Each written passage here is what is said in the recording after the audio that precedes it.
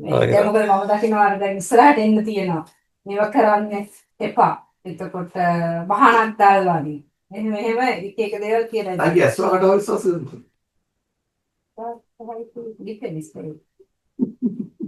නෑ හැම කෙනෙකුටම දැන් ධර්මයේ ඊට වඩා බලවත් නම් ඒක අපේ එක මේ ඔයාට කියන්නේ නෑ දැන් මං කියන්නේ දැන් ඔය ප්‍රශ්නෙට උත්තරේ කතා කරමු බලන්න දැන් මම විතරක් උත්තරයක් දෙනවට වඩා දැන් ඉගෙනගත්ත ධර්මයට අනුව මොන විදියටද ඔක අපි කල්පනා කරන්න ඕන අපේ බුද්ධ ආගමේ විදිය මොකද්ද කල්පනා කරන්න ඕන දැන් කෙනෙකුට සුවපත් වෙම්වා නිරෝගී වේවා කියලා කෙනෙක් ආශිර්වාදයක් ප්‍රාර්ථනාවක් කරනකොට ඒක යාට එක වෙනවද වෙන්නේ කොහොමද ඒක තියෙන මොකද්ද කියලා හැමෝටම හිතන විදිය මොකද්ද එතකොට මට හිතෙන විදිහට නම් අපි මෛත්‍රී සිතින් කරොත් ඒ එකේ යහපතක් එයාට වෙනවා කියන එක තමයි මගේ නම් වෙන්නේ කොහොමද දැන් ඇහුනොත් ඒ පුද්ගලයාට ඒ සිතුවිල්ල දැන් මම ගායනාත් කියන සෝපත් වේවා කියලා. ඒකම ගායනාත්ගේ හිතේ ඒක ඇහුණාම එයා සෝපත් වෙනවා කියන විශ්වාසයේ හිතේ ඇති වෙනවනේ. ඔව් දැන් එහෙමනම් යාට ගායනාත් කරන්න තියෙන්නේ කාට හරි කියලා රෙකෝඩ් කරලා ඉවර වෙලා සෝපත් වේවා නිදුක් වේවා නිරෝගී වේවා කියලා රෙකෝඩින් එකක් දාලා ඒක අහා ඉන්නවා. එතකොට හරියනවද?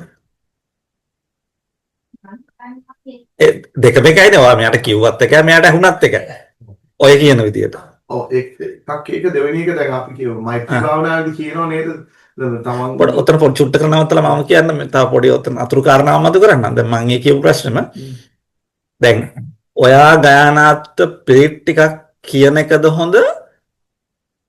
ගායනාත් හොඳ වැඩිපුර ප්‍රයෝජනයක් තියෙන්නේ රෙකෝඩින් කරපු පිරිත් ටිකක් ගායනාත් ඇහෙන්න සලස්සන එකද? මම කියන එක හොඳයි කියලා තමයි මම හිතන්නේ. ඇයි එතකොට දැන් කියන එකද නැත්නම් නෑ එකක් එතකොට ප්‍රධානම දේ මම පිරිත් කියනකොට එකක් මට මතක් වෙනවා. පිරිත කියන්නේ බුදුහාමුදුරුවෝගේ වචනය. පිරිතකින් ඒ කියන්නේ හොඳ ශබ්ද ඝන පිහිටවලා ඒක බල පිහිටවලා කරපු වචන සංයෝගයක්නේ. ඔව්. දැන් අපි අර පුරාතන ඉඳලා දෙන මන්ත්‍ර විදියටම ඒ වගේම ශබ්දේ බලය පිහිටවලා බුදුහාමුදුරුවෝ හෝ රහතන් වහන්සේලා විසින් හෝ ඉර්ධිමතුන් විසින් කරන ලද සංයෝගයක් තමයි පිරිත් කියලා කියන්නේ. එතකොට මේ පිරිත්වල බලය පිරිත්වල ආශිර්වාදය ගානාත්‍ර ලැබෙන්න නම් මොන වගේ කාරණාවල් ඒකට එකතු වුණොත් ඒකේ බලය වැඩි වෙනවද කියලා කොහොමද දන්නේ අපි? මම හිතනවා මම ඉන්න සීලය කියන එක වැදගත් කියලා. අපි සාමාන්‍ය පිරිතක් කියන කලින් මානසික සමාදාන වෙනවනේ අවම වශයෙන්. ඔව් ඒක තමයි. සීලය විතරක් නෙමෙයි වාගාව තියෙන පංච ධර්මම එතෙන්දි වැදගත් වෙනවා. හරිද? ඔයාගේ තියෙන ගුණය, ඒ කියන්නේ ඔයාගේ තියෙන ගුණය කියන එක. හරිද? ගුණය. ඒ පස් ආකාරයෙන් තියෙනා වූ ගුණය වැදගත්. හරි.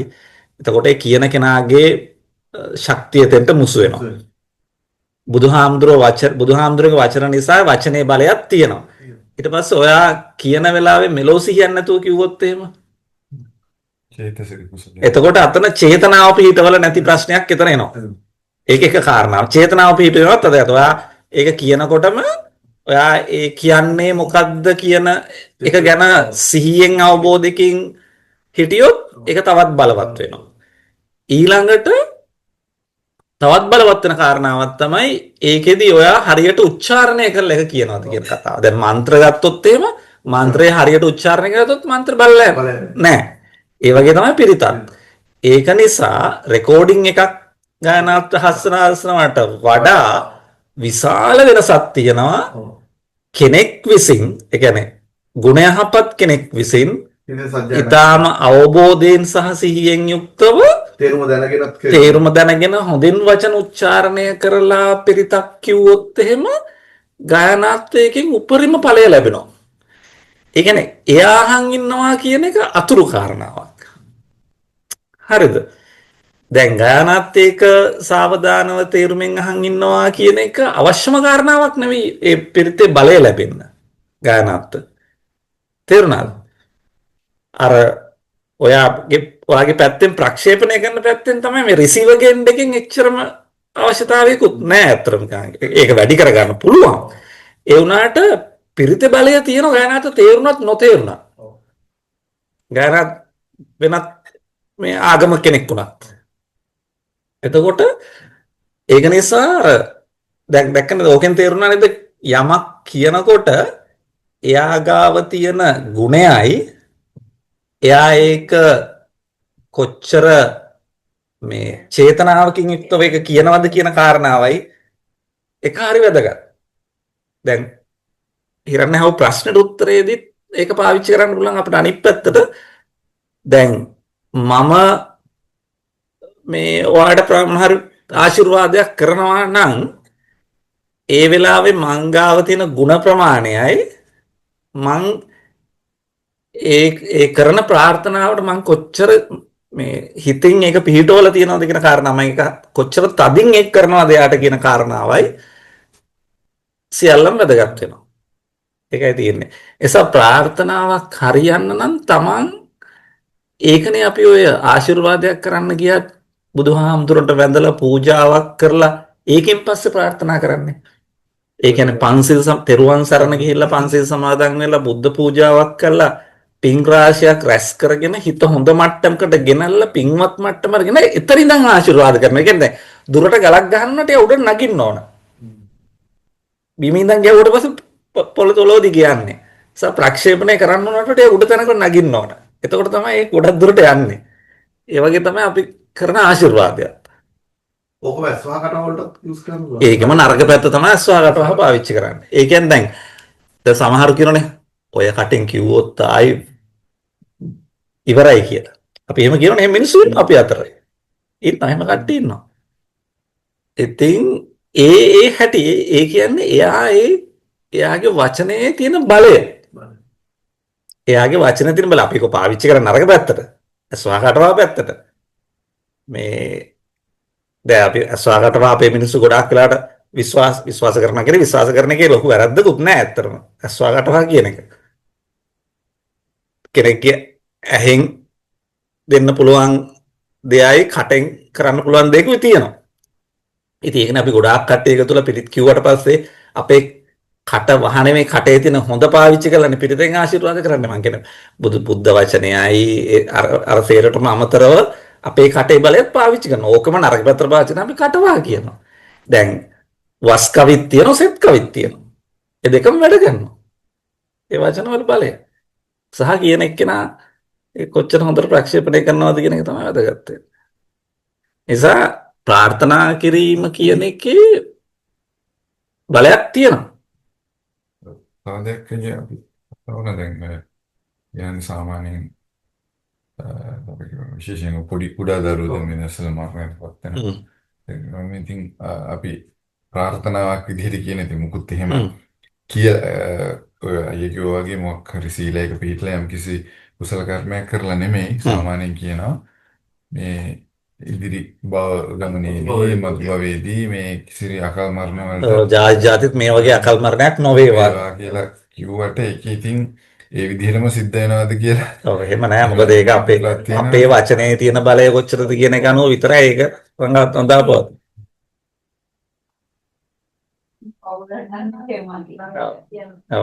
ඔව් හැමදේම සිද්ධ වෙන්නේ කර්මානුරූපව තමයි.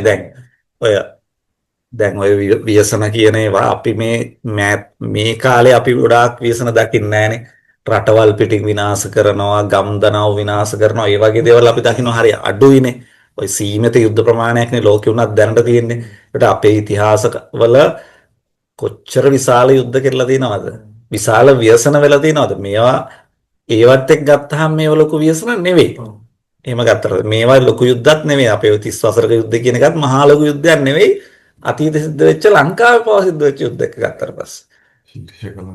ශීර්ෂ කලන්ද වලින් කෝටි ගණන් මිනිස්සු නැති වෙනවයි කියන එක මේ තාම අපි 30,000 60,000 මරණා කියලා කියන්නේ යුද්ධෙදි පොඩි ගාණක් අරවත් එක්ක සංසන්දනය කරනවා. දැන් කාලේ අර ඉතින් මිනිස්සු මරණ ප්‍රමාණය ලොකුවට මිනිස්සු මැරෙන යුද්ධ නැති නිසා ඒව ලොකු යුද්ධ බවට පත් වෙනවා. දහස් ගණන් වලින් මැරෙන්නේ. රුවන්ඩාවල උනානේ සමූල ඝාතනය 94 ඔව් වෙන්න ඒ වගේ මම හිතන්නේ ඉන්දියාවේ පවා සමහර ආගමික යුද්ධවලදී ලොකු ගණන් මැරලා තියෙනවා. මෑත කාලේ.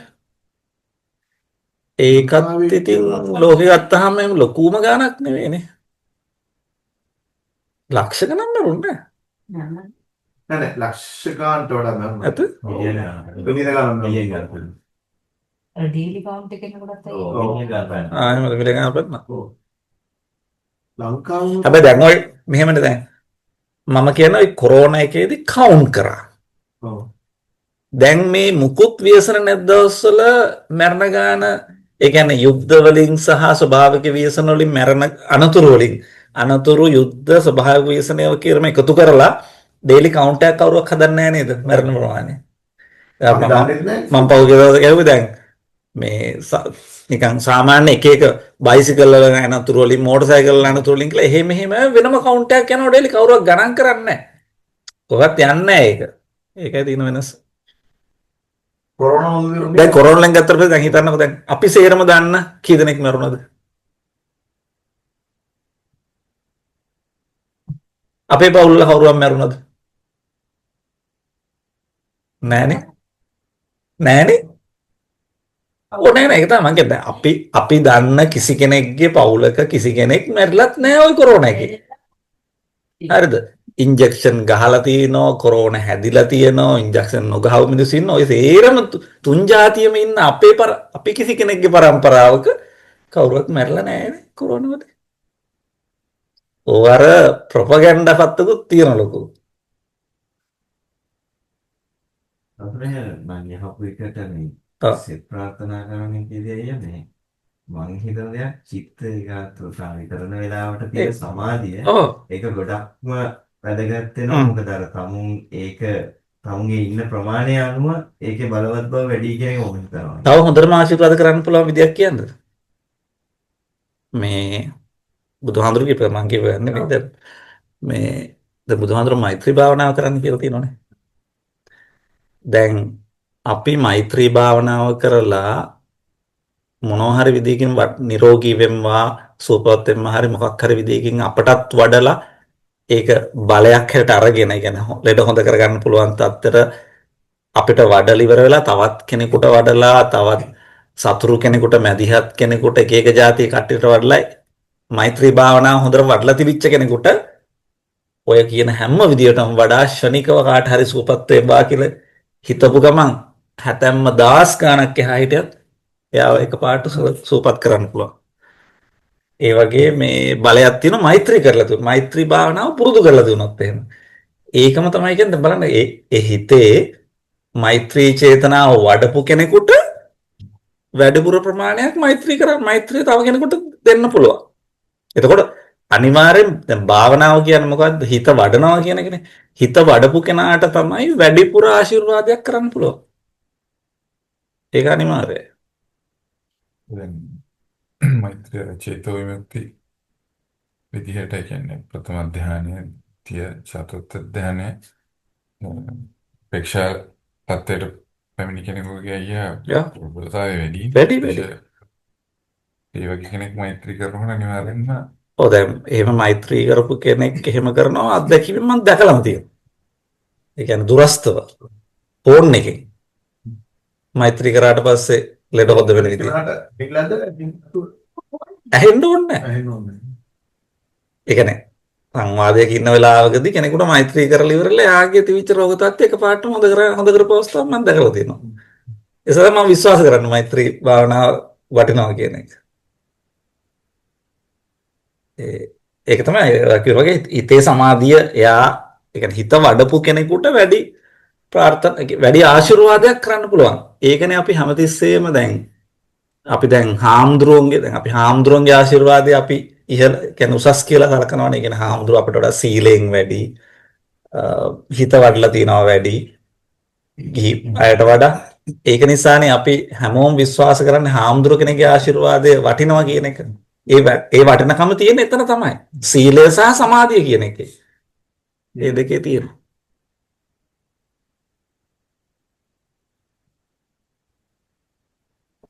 තේරුම් ගන්නවද මේ මොනවාද අර එක අවස්ථාවක් තියෙනවා හැබැයි අර අපි සුවපත් අර දැන් මෛත්‍රී එකේදී කොටස් ගොඩක් තියෙනවානේ එකකදී අර දැන් මම නිරෝගී වෙම්මා කියලා ඊට පස්සේ තව කෙනෙක්ට නිරෝගී එකම කියලා අපි ප්‍රාර්ථනා කරනකොට හැබැයි එකක් තියෙනවා බලන්න යනවා මේ දැන් අපි හිතමු දැන් යම් කිසි කෙනෙක්ට කොච්චර ලෙඩ තියනවාද කියලා අපි ඒ කියන්නේ ඒක පෞද්ගලිකව දැනගෙන ඒ කියන්නේ ඒ වෙලාවකදී ලොකු ලෙඩ තියෙන කෙනෙක් නිරෝගීම්මයි කියලා එතනින් තව කෙනෙක්ට දැම්මොත් හැබැයි මේ එතකොට මං හිතන්නේ ඒක හරියන්නේ නැහැ නේද මම හිතන්නේ සමිඳ මහත්තයාගෙත් දේශනාවකදීත් ඒක කියලා තිබ්බා මොකද නිරෝගී කියන එක පරිස්සමෙන් පාවිච්චි කරන්න මොකද ඒක අර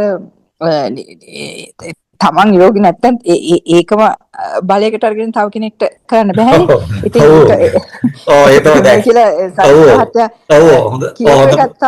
හොඳ එකක් තමයි අපි කිව්වේ මොකද දැන් සමහර වෙලාවට අපි හිතනවා අපි ගාව තියෙන්නේ මේ නිරෝගීකමක් කියලා.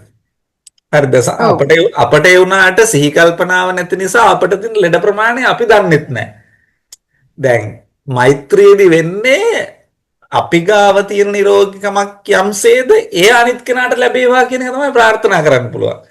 ඒ ප්‍රාර්ථනා කියන්නේ මෛත්‍රිය කියන්නේ ඒක.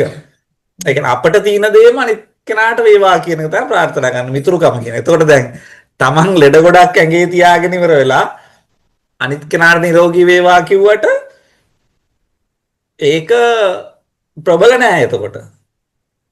මොකද අපට සල්ලි නැතුව බෑනේ අපිට අනිත් මිනිස්සුන්ට සල්ලි දෙන්න. ඒ වගේ ප්‍රශ්නයක් තියෙනවා එතන.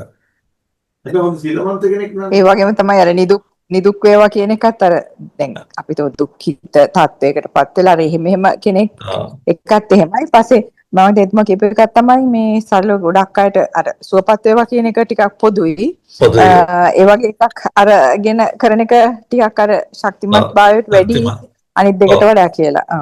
ඔව් ඒ වගේම තමයි දැන් අනිත් කෙනාට තියෙන ලෙඩ ප්‍රබල කර්මජ රෝගයක් වුණොත් එහෙම ඒක බලවත් නම් ඒක අභිබවායාමත් ලේසි වෙන්නේ නැහැ නේද අක්කේ දැන් හිතන්නකෝ දැන් සමහර කෙනෙකුට සමහර ලෙඩ්ඩු ඉන්නව නේද කොච්චර බෙහෙත් කරත් හොඳ වෙන්නේ නැති දැන් ඒ ලෙඩා හොඳ වෙන්නේ නැත්තේ බෙහෙත් වල වැරද්දක් නෙවෙයිනේ ඒ ලෙඩාගේ තියෙන කර්මය බලවත් නිසානේ ඒක නිසා දැන් සමහර වෙලාවට ආශිර්වාදයක් කරත් එයාට හොඳ නොවෙන්න පුළුවන්.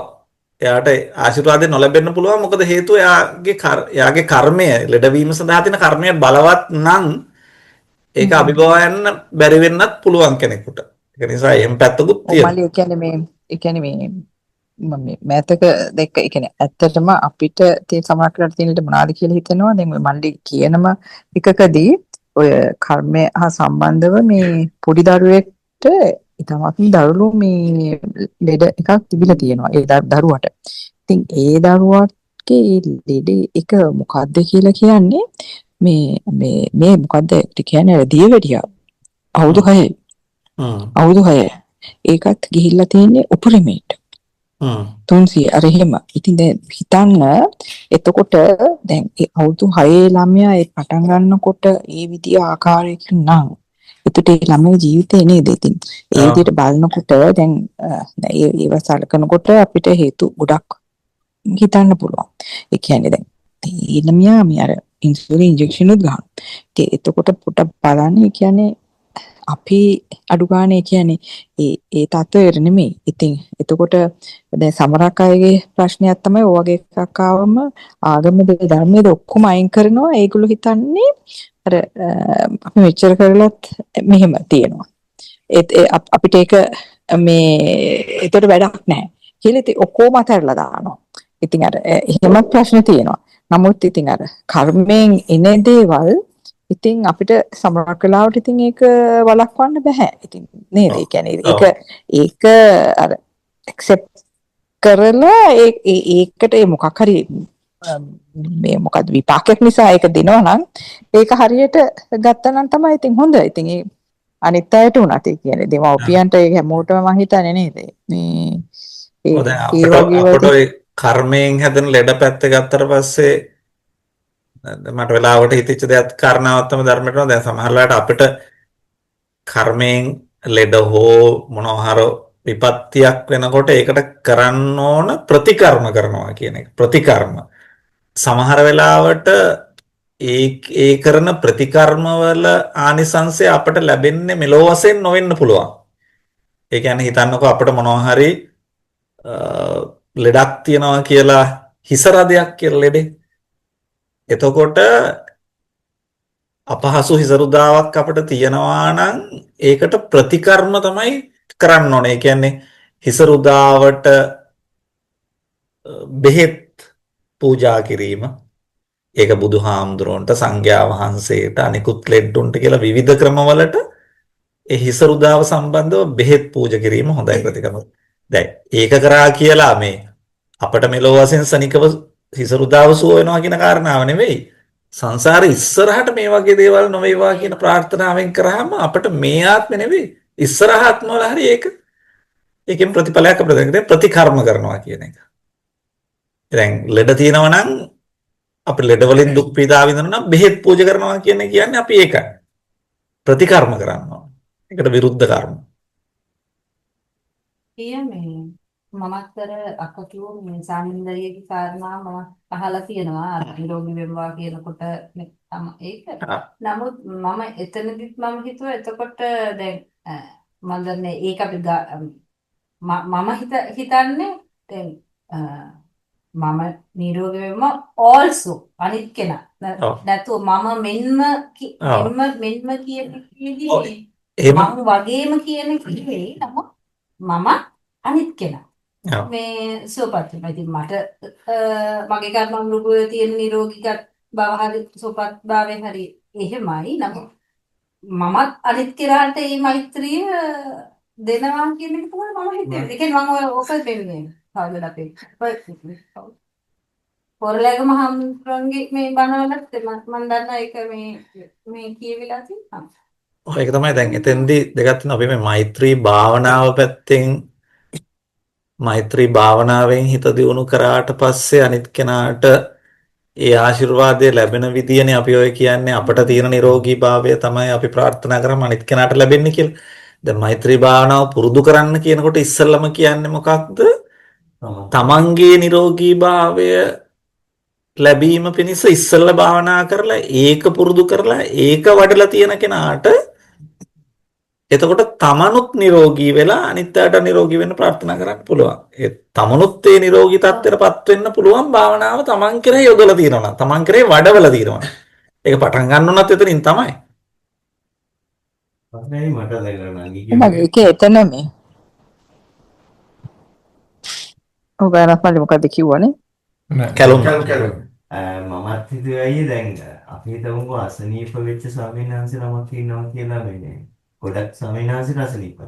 හැබැයි ස්වාමීන් වහන්සේ ගොඩක් පින් කියන්නේ වේව කරලා සමාධිගත වෙලා ධර්මයේ හොඳට පිහිටලා ඒතර ඒ ස්වාමීන් වහන්සේට පුළුවන් නේද තව කෙනෙකුට බොහොම ඒ කියන්නේ මෛත්‍රී සාහිත සිතින් මුන්ට මේක නැති වුණා. තමුන්ට සොයේ නැති වුණා. අනිත් කෙනා ගැන හොඳ කරුණා සමාපatti පිහිටලා වේව කරන්න කරුණාවෙන් මේ මෛත්‍රී කරන්න පුළුවන් නේද? මෛත්‍රී කරන්න පුළුවන්. මෛත්‍රිය කොහොමදත් කියලා තියෙන්නේ රෝගී තත්ත්වයටපත් උනත් මෛත්‍රී කරන්න පුළුවන්. මෛත්‍රියෙන් යන්න පුළුවන් ධාන මට්ටම් වලත් සීමාවක් තියෙනවා. මෙතන 4 වෙනි ධානයට උද යන්න පුළුවන්. මේ 3 වෙනි ධානයට 4 වෙනි ධානයට කියලා මතකයි. 4ට විතරයි මට. 4 වෙනි ධානයට යන්න පුළුවන්. ඔව් එහෙම මෛත්‍රී කරන්න පුළුවන්. ලෙඩ මට තියෙන විදිහට ලෙඩ වෙලා ඉන්න කෙනෙකුට කරන්න පුළුවන්. නමුත් අර එතකොට ඒ හාමුදුරුවන්ගේ මම හිතන්නේ එතකොට මෛත්‍රී බලයටත් වඩා අනිත් බලයන් වැදගත් වෙනවා ඇති ඒ වෙලාවටනේ. මොකද ඒ හාමුදුරුවෝ තියෙන සීලය සමාධිය වගේ දේවල් අනිකුත් මෛත්‍රිය විතර නෙවෙයි සමාධිය කියලා කියන අනිත් සමාධි වලටත් දැන් හිත වඩලා තියෙන කෙනෙකුට අනිකුත් ධාන මට්ටම් වලට හෝ උපචාර මට්ටම් වලට හරි හිත වඩලා තියෙන කියන්නේ හිත වෙනත් භාවනා වලින් වඩලා තියෙන කෙනෙකු කරන ආශිර්වාදය මෛත්‍රිය විතරක් වඩලා තියෙන කෙනෙක්ගේ ආශිර්වාදයට වඩා ප්‍රබලයි කියන්නේ මාරේ. කොහොම හරි තියෙන්නේ අර මට තේරිච්ච විදිහට අර පංච ධර්ම කියන දේවල් අපි වඩන ප්‍රමාණය අනුව තමයි අපි එක එක්කෙනාගේ ආශිර්වාදය කොච්චර ස්ට්‍රෝංද කියන එක රඳා පවතින්නේ නේ. අපේ ආශිර්වාදය දැන් දුස්සීල ගුණධර්ම කිසිම දෙයක් නැති සාමාන්‍ය කෙනෙක් කරන ආශිර්වාදය මං හිතන්නේ ඒකෙන් ඒක බලවත් කියන එක. බලය වැඩි වෙන්නම තමන් අර අපි මේක දෙයක් එක කාරණාවක් මෛත්‍රී භාවනාවෙන් දියුණු කිරීම විතරයි. නමුත් එහෙම නැතුව අනිත් පංචධර්ම වල අනිත් ගුණාංග සිහිය ඒ වගේ දේවල් වැඩි දියුණු කරලා තියෙනවා නම් කියන්නේ තමන් දානය දියුණු කරලා සීලය දියුණු කරලා ඒ අනිත් ධර්ම දියුණු කරලා තියෙන කෙනෙකුට උනත් ඒ කෙනාගේ ප්‍රාර්ථනාව සාමාන්‍ය කෙනෙකුගේ ප්‍රාර්ථනාවට වඩා ආශිර්වාදයට වඩා ප්‍රබල වෙන්න ඕන අනිවාර්යයෙන්. ඒක සාමාන්‍යයෙන් අරගෙන ප්‍රශ්නේ අපි දැන් ඇයි දැන් දෙමව්පියෝ විශේෂයෙන් තමුන්ගේ ළමයෙක් ලෙඩ වුණාම අම්මා හරි තාත්තා හරි ප්‍රාර්ථනා කරන තැන හරි පවිත්‍ර චේතනාවක් මේ ආවට තියෙන සමහරවිට දෙමව්පියෝ ගොඩක්ම ධර්මයේ ඉඳන නොවන අය වෙන්න පුළුවන්. මෙයා කන්න පටන් හැබැයි ඒතකොට ඒතර තියෙන අර ඒ වෙලාවට සම්පූර්ණයි නිකන් භාවනා නොකර හිටියත් ලොකු සමාධියක් ඒකට හේතුවක් තියෙනවා. ඒකට හේතුවක් තියෙනවා. අපි කියනවා නේද දෙමව්පියෝ තුල දෙමව්පියෝ කියලා කියන්නේ බ්‍රහ්ම විහාර තියෙන කට්ටිය කියලා. සතර බ්‍රහ්ම විහරණ තියෙන කට්ටිය කියලා ළමයි කරේ දෙමව්පියෝ කියලා කියන්නේ. අපි හැම කෙනෙක්ම තමන්ගේ ළමයි කෙරෙහි අඩු වැඩි වශයෙන් ඕනම අවස්ථාවකදී මෛත්‍රිය, කරුණාව, මුදිතාව, උපේක්ෂාව කියන සතර බ්‍රහ්ම විහාර පවත්වනවා. ඒ කියන්නේ ඒකනේ ඕනම නරක වැඩක් කරොත් ළමෙක් අම්මයි තාත්තයි ඒ ළමයාව දෙමව්පියෝ සුද්ධ කරනවා. පුදුම සමාවක් දෙනවා. හරිද? ඒ තමයි සතර බ්‍රහ්ම විහාර. ඒ කියන්නේ ළමයාට බ්‍රහ්මයෝ වගේ අම්මයි තාත්තයි දෙන්නයි. ඒක නිසා තමයි ඒ ළමයා කෙරේ තියෙනා වූ බ්‍රහ්ම විහාර නිසාවෙන් දෙමව්පියන්ගේ ආශිර්වාදය අනිත් අයගේ ආශිර්වාදයට වඩා වැදගත්.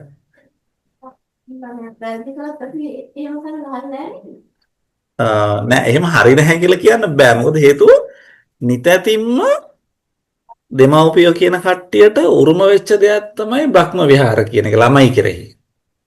ඒකනේ අපිට සමහර වෙලාවට පිට ළමෙක් වැරද්දක් කරාම වැරද්දක් විදිහට පේන්නත් අපේ ළමයා වැරද්දක් කරාම ඒකට හරි ඉක්මනින්ම සමාව දෙන්නත් තත්ත්වයක් අපි ගාව තියෙනව නේද? ඒ තමයි බ්‍රහ්ම විහාරවල හැටි. භාග්‍යතුන් වහන්සේට සියලු අතින්ම අපි හැමෝටම සමාව දෙනවා. ඒතර බයි බ්‍රහ්ම විහාරවල උපරිම අවස්ථාව. වැරද්ද හදන එක වෙනයි සමාව දෙන එක වෙනයි. දෙකක් නේ. ඕ නෑ අද වෙලා තින් දැන් අපි ළමයින්ට අපි වැරද්ද හදන එකත් කරනවා. ඒත් අපි ලෝකේ ඉන්න අනිත් හැමෝටම වඩා අපි අපේ ළමයින්ට සමාව දෙනවනේ. ඒ කියන්නේ ළමයා දියුණු වෙනකොටත් පුදුම මධ්‍යස්ථවනේ අපි මුදිතාවෙන්නේ බලන්නේ. දැන් අපි ළමයින්ට ඉරිසියා කරන්නේ දැන් සාමාන්‍යයෙන් දෙමව්පියෝ මේක තේරුම් ගන්න මුදිතාව තේරුම් ගන්න ඕන විදියක් තමයි අපිට පිට කෙනෙක්ගේ දියුණුව දකින්නට වඩා දකින්නකොට හැතෙන ඉරිසියාව අපේ ළමෙක් දියුණුවනකොට අපිට නැහැ.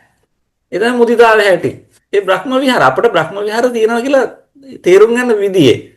ඒ නිසා දෙමව්පියෝ තුළ ළමයි කෙරෙහි බ්‍රහ්ම විහාර තියෙනවා. ඒ බ්‍රහ්ම ස්වරූපයෙන් සලකන නිසාවෙන් තමයි බුදුහාමුදුරුවෝ අර මේ දෙමව්පියෝ ඒ උත්තර දිශාවද දක්ෂිණ දිශාව හරි නේද දිශාවලට කියනකොට එහෙම තියලා ඉවර වෙලා ඉතින් ස්වභාව ධර්මය තුල පවා අම්මල දෙමව්පියෝ කියන එක උඩම තැනකනේ තියෙන්නේ දෙමව්පියගේ ආශිර්වාද තමයි ලොකුම දේ. ඒක නිසා තමයි දැන් ඒක නිසාමනේ අපේ සංස්කෘතිය හුරු වෙලා තින්නේ ළමයින්ට කියන්නේ දෙමව්පියොන්ට වඳින්න දෙමව්පියොන්ට ගරු කරන්න දෙමව්පියොන්ට සැරවැර කරන්න එපා දෙමව්පියොන්ට කරන පොඩි දේ වුණත් ලොකුවට බලපානවා කියන එක අපි දන්නේ අපි ඉගෙනගෙන තියෙන්නේ අපි විශ්වාස කරන්නේ එහෙමම තමයි. ඒ අර ඒක නිසාම අනන්තරය කියන එක රහතන් වහන්සේලා කියන්නේ මොනවාද අනාගාමී වහන්සේ කෙනෙක් මරුවට වඩා ප්‍රබලයි මේ තමන්ගේ පන්සිල්වත් නැති එක ශික්ෂාපදයක්වත් නැති අම්මා තාත්තා මරුවොත් ඉතින් අම්මා ඒක පටන් ගන්න අර අම්මා තාත්තා තමයි මේ ලෝකෙට එන්න අපට අවස්ථාව දෙන්නේ කියන එකෙන් පටන් ගන්න. මේක සුගතියක්. සුගතිවල තියෙන හොඳම තැනක් මනුස්ස ලෝක කියන්නේ. මනුස්ස ලෝකෙට ඒ කියන්නේ තිරිසන් අම්මා තාත්තා අනන්තරිය වෙන්නේ නැත්තේ. ඒකත් ඒක වෙනසක්. ඒ කියන්නේ දැන් මනුස්ස ලෝකෙට උප්පත්තිය දෙනවා කියන එක විශේෂම කාරණාවක්. දැන් අපායේදී උප්පත්තිය දෙන අම්මා තාත්තා කෙනෙක් නැහැනේ. දිව්‍ය ලෝකෙදී උප්පත්තිය දෙන අම්මා තාත්තා කෙනෙකුත් නැහැ. දැන් මනුස්ස ලෝකෙදී උප්පත්තිය දෙන්න අම්මා තාත්තම අත්‍යවශ්‍යයි. ඒක නිසා තමයි ඒගොල්ලෝ සුගතියට ගෙන්නන නිසා වේ ස්වභාව ධර්මය පවා අනන්තරීය පාප කර්ම ගන්නට ගන්නවා. ඉතින් අපි කතා කරන්නේ අනන්තරීය විතරයි. අපි හිතන්නේ අනන්තරයට මෙහා අම්මා තාත්තට නරක වචනයක් කිව්වත් කොච්චර දරුණු විදියට ඒක පළ දෙනවද කියන කාරණාව.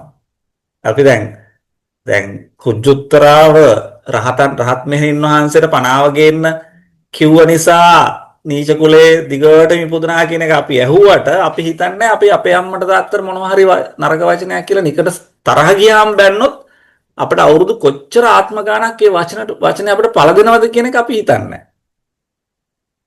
ඒක ඇති. වගින්න කලින් අම්මට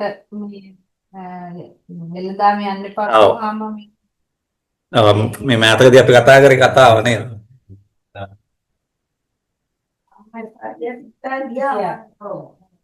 ඒක මොකක්ද කියන්නේ? ඔකයි කියලා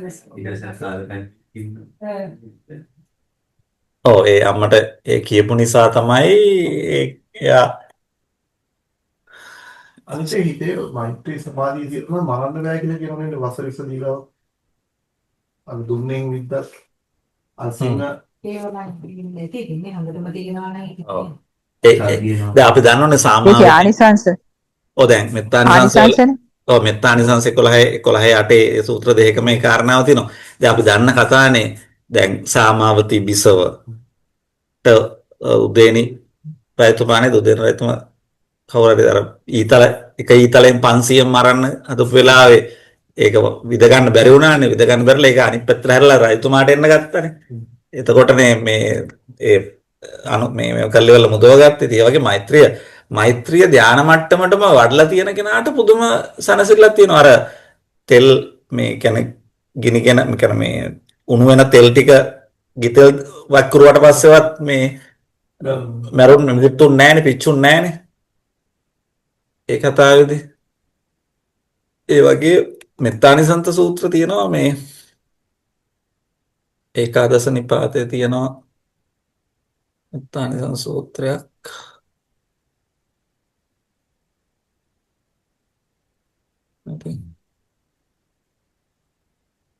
මේ මල්ලි කොහොනක අර මේ අර මට හිතෙන්නේ මල්ලි ඒ කියන්නේ අර තමන් යම් කිසි ආකාරයකට සමාධි මට්ටමකට ගිහිල්ලා ඒක පිහිටවලා ඒ ශක්තිය ළමයින්ට හරි අවශ්‍ය කෙනෙක්ට යවන එක වැඩි කියලා. ඒ කියන්නේ නිකන් මෙහෙමයි ඇති අර ගොඩක් වෙලාවට ඔය මෛත්‍රී භාවනාවේ කියලා කරන එක මම හිතන්නේ ගොඩක් අය හරියට කරන්නේ නැහනේ, දන්නෙත් නැහනේ නේද? ඒක කරන විදිය. ඉතින් අර නිකන් කියවන එකට වඩා ඒකේ අර අවබෝධයයි ඒ අවස්ථාවේදී තමන් යම් කිසි සමාධි මට්ටමකට අර ඇවිල්ලා ඒක ඉවර වෙලා එතනින් ඒ කුසල ශක්තිය මේ යොමු කරනකොට මල්ලි සෑහෙන වැඩි. එහෙම එකක් තියෙනවා. සමාධි අර මෛත්‍රී භාවනාව කරන්න කියලා තියෙන්නේ කොහොමදත් අක්කේ දැන් ඉස්සර වෙලා තමන්ට වඩලා ඉවර වෙලා ඒක තමන්ට වඩලා දියුණු කරලා ඉවරලා තමන්ගේ ලෙඩ තමන්ම සුවපත් වෙන හෝ නිදුක් හෝ නිරෝගී හෝ මේ ඒ හතර ක්‍රමයකින් ඕනම ක්‍රමයකින් තමන්ට වඩලා යම් බලයක් ලබා ගත්තට පස්සේනේ කියන්නේ ඊට පස්සේ තුන්වෙනි කෙනෙක් වෙන කෙනෙකුට වඩන්න පටන් ගන්න කියලා. ඒක පටන් ගන්නකොටත් අර තමන්ට ඊටාම සමීපත් නොවන, දුරස්තත් නොවන, විරුද්ධ ලිංගිකත් නොවන එක පුද්ගලයෙකුට, ඒ කියන්නේ ආචාර්යවරයෙකුට වගේ කෙනෙකුට ඉස්සෙල්ලා වඩන්න කියලානේ අර විසුද්ධි මාර්ගයේ පවා මෙත්තානි මේ මෛත්‍රී භාවනාව ගැන විස්තර වෙන තැනදී විස්තර කරන්නේ මේ විදියට වඩන විදිය ගැන.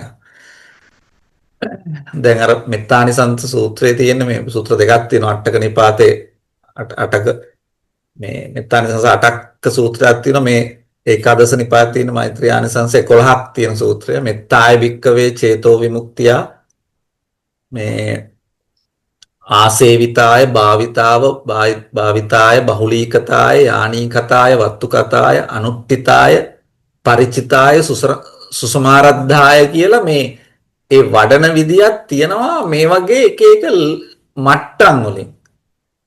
ඒ කියන්නේ ආසේවිතාය භාවිතාය බහුලීකතාය යානීකතාය වත්තුකතාය අනුට්ඨිතාය පරිචිතාය සුසමාරද්ධාය කියලා මට්ටම් මේ දිනු කරන මට්ටම් 8ක් තියෙන්නේ. මට්ටම් 8කින් දිනු කරන්න පුළුවන් මෛත්‍රිය. මේක මම හිතන අට කතාව විස්තර කරනවා.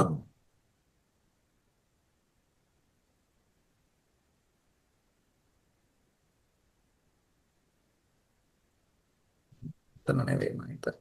ඔක වෙන තැනක මම දැක්ක විස්තර කරලා තියෙන විදියක් තියෙන මෙතන තියෙන්නේ අර ආනිසංස ටික විතරයි විස්තර කරලා තියෙන්නේ.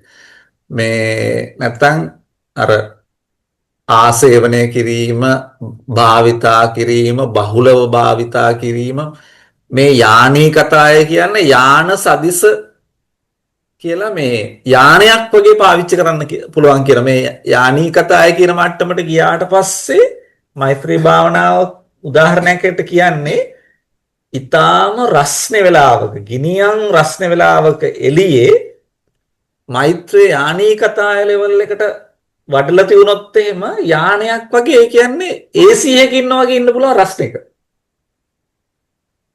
ඒක යානයක් වගේ වෙන්න පුළුවන් කියලා.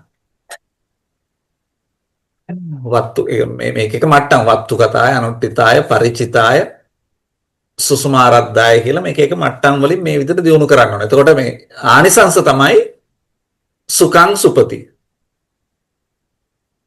ඒ කියන්නේ හොඳට නිදා ගන්න පුළුවන්. හොඳට මෛත්‍රිය වඩුත්.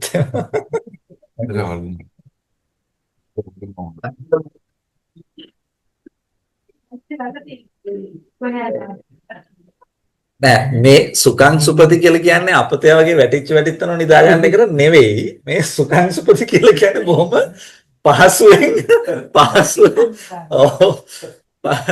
පහසුවෙන් මේ සැපසේ නිදයි කියන එක. සුඛං සුපති. සැපසේ නිදයි. සුඛං පටිභුඤ්ජති කියලා කියන්නේ සැපසේ අවදි වේ. මොකද දැන් සමහර කෙනෙක් නිදාගෙන නැගිටිනකොට සමහරු නිදාගත්තේ නෑ වගේ. ඒ කියන්නේ හොඳ නිින්දකට ගිහිල්ලා නැති කෙනාට කොච්චර පැය ගාණක් නිදාගත්තත් නිින්දෙන් නැගිට්ටාම හරි තෙහෙට්ටුයි. යුද්ධයක් කරලා නැගිටිනවා වගේ. ඒ කියන්නේ හරි විවේකයක් ලැබිලා නෑ. ඒ කියන්නේ හොඳ නිින්දකට ගිහිල්ලා නෑ කියන එක. එතකොට මෛත්‍රී කරන කෙනාට හොඳින් නිදා ගන්නත් පුළුවන්, හොඳින් නැගිටින්නත් පුළුවන්. සුඛං සුපති සුඛං පටිභුඤ්ජති කියන එක ලේසි වැඩක් නෙමෙයි. හොඳට නිින්ද ගිහිල්ලා මට හොඳ අපි කියන මට අද නම් හොඳ නිින්දක් ගියා කියලා. ඒ තමයි සුඛං පටිභුඤ්ජති. ඊට පස්සේ න පාපකං සුපිනම් පස්සති. පෞකාර සිහින දකින්නේ නැහැ. පෞකාර සිහින දකින්නේ නැහැ කියන එක. න පාපකං සුපිනම් පස්සති. පාපකාරී සුපිනම් කියන්නේ සිහින පස්සේ දකිනවා. දකින්නේ නැහැ කියලා මේ පටන් ගන්න. මනුස්සානං ප්‍රියෝ හෝති. මනුස්සයන්ට ප්‍රිය වෙනවා. දැන් ඉන්නවනේ මිනිස්සු අතර ඕනෑතරම් පුද්ගලයෝ ඉන්නව නේද? අපි අර නිකන් සාමාන්‍ය භාෂාවෙන් කියන්නේ මට නම් අර ඩයල් එක දිරවන්නේ නැහැ කියන්නේ. අල්ලන්නේ නැහැ කියලා කියන්නේ. ඒ ප්‍රියමනාප මිනිස්සු නෙවෙයි. සමහර මිනිස්සු කියනනේ අපි කියනනේ අර මිනිස්සු හරි සිරියාවන්තයි. නේ? ඕන කෙනෙක් දැක්කම ප්‍රියයි. අපි කියන්නේ පිම්පාටයි කියලා. ඒ පිම්පාටයි කියලා කියන්නේ ඒක නා සංසාරේ පුරාවට යම් ප්‍රමාණයකට මෛත්‍රිය වඩපු කෙනෙක් වෙනවා. මනුස්සානං පියෝ හෝති. මිනිස්යන්ට ප්‍රිය වෙනවා. ඊට පස්සේ අමනුස්සානං පියෝ හෝති. ඒ කියන්නේ මිනිස්යෝ නොවන, ඒ කියන්නේ දෙවියන් වගේ අනිත් මනුස්ස නොවන කොට්ටාස වලට ප්‍රිය වෙනවා. දේවතා රක්කති. දෙවියෝ රකින්නවා. මෛත්‍රී කරගෙන ආව දෙවියෝ රකින්නවා. ඊට පස්සේ මල්ලි කියපු කාරණාව තමයි තියෙන්නේ නාස්ස අග්ගිවා විසංවා සත්තංවා කමති. ඒ කියන්නේ ගින්නෙන්වත් විසෙන්වත් ආයුධ වලින්වත් නැති කරන්න බෑ. මරන්න බෑ. ඒ ලෙවල් එකට මෛත්‍රිය වැඩුවට පස්සේ ආයුධෙන් දමලා ගැහුවත් වෙන කොහේ හරි යනවා එක. එක්ක මල් දැන් අපි මේකේ අග්‍රඵලය මේක තේරුම් ගන්න අග්‍ර කෙනා තමයි බුදුහාමුදුරුවෝ. බුදුහාමුදුරුවෝ පාරමිතා පුරලා පින් කරලා කොච්චර මට්ටමකට පින් කරාද කිව්වොත් දැන් බුදු වෙන වෙලාවේදී මාරයා විසින් එවපු සියලුම ආයුධ ළඟට ආවේ නැහැනේ පොඩ්ඩකටවත් සිවුර හැලෙනවත්. දැන් ආලවක යක්ෂයාගේ තමන්ගේ දුස්සායුධෙන් දමලා ගැහුවත් මේ වැසි 9ක් වැස්සෙව්වත් ඒ සියල්ලම සිවුරවත් හොල්ලන්න බැරුණ එක්ක මල් ආවා. ඒ වගේ දේවල් නැගෙන ආයුධ මල් වෙනවා. ඒ කියන්නේ අර ඒකට කියන්නේ මොකද්ද මේ ආපෝ තේජෝ වායෝ වෙනස් වෙන්න තරම් පින් කරලා. දැන් අපිට එහෙම නෑනේ ආයුධයෙන් තමයි කරා ආයුධ එනවා. ආයුධ හැටියටම එනවා. ඒ පින් කරලා වැඩි වුණාට පස්සේ තමන්ව මරන්න බැරි තත්යකටපත් වුණාට පස්සේ දැන් බුද්ධත්වයටපත් වුණා කියලා කියන්නේ කාටවත් මරන්න බැරි තත්ත්වයටපත් වෙනවා කියන එක. ඒ සාර ඒ පින් කරපු ප්‍රමාණය තමයි ඒ කියන්නේ මේ මොකක්ද ඒකට කියන්නේ මේ ආපෝ තේජෝ පඨවි ආපෝ තේජෝ වායෝ වෙනස් වෙන විදිහටම පින් කරලා. ඒ තමයි පින් කිරීම උපරිම. මේ කියන්නේ මෛත්‍රිය වැඩුවට පස්සෙත් ඒ වගේ අපි ඔය දන්න කතාවල තියෙන විදිහට මේ ආයුධ ගින්නෙන්වත් විසකින්වත් ආයුධෙන්වත් සත්තම් කියන ආයුධ මේ කමති නාස්ස කමති කියලා කියන්නේ නැති කරන්න බෑ කියන්නේ. මේ තුවටං චිත්තං සමාධියති කියලා කියන්නේ වහා බොහොම මේ සිත සමාධිගත වෙනවා බොහොම පහසුවෙන්. වහානේ තුවටං චිත්තං වහා සිත සමාධිය කියන්නේ සමාධි භාවනා කරන්න හරි ලේසි මෛත්‍රී කරන කෙනාට වහා සිත සමාධිගත වෙනවා. ඊට පස්සේ මේ තියෙන්නේ මුඛවන්නෝ විප්පසීදති.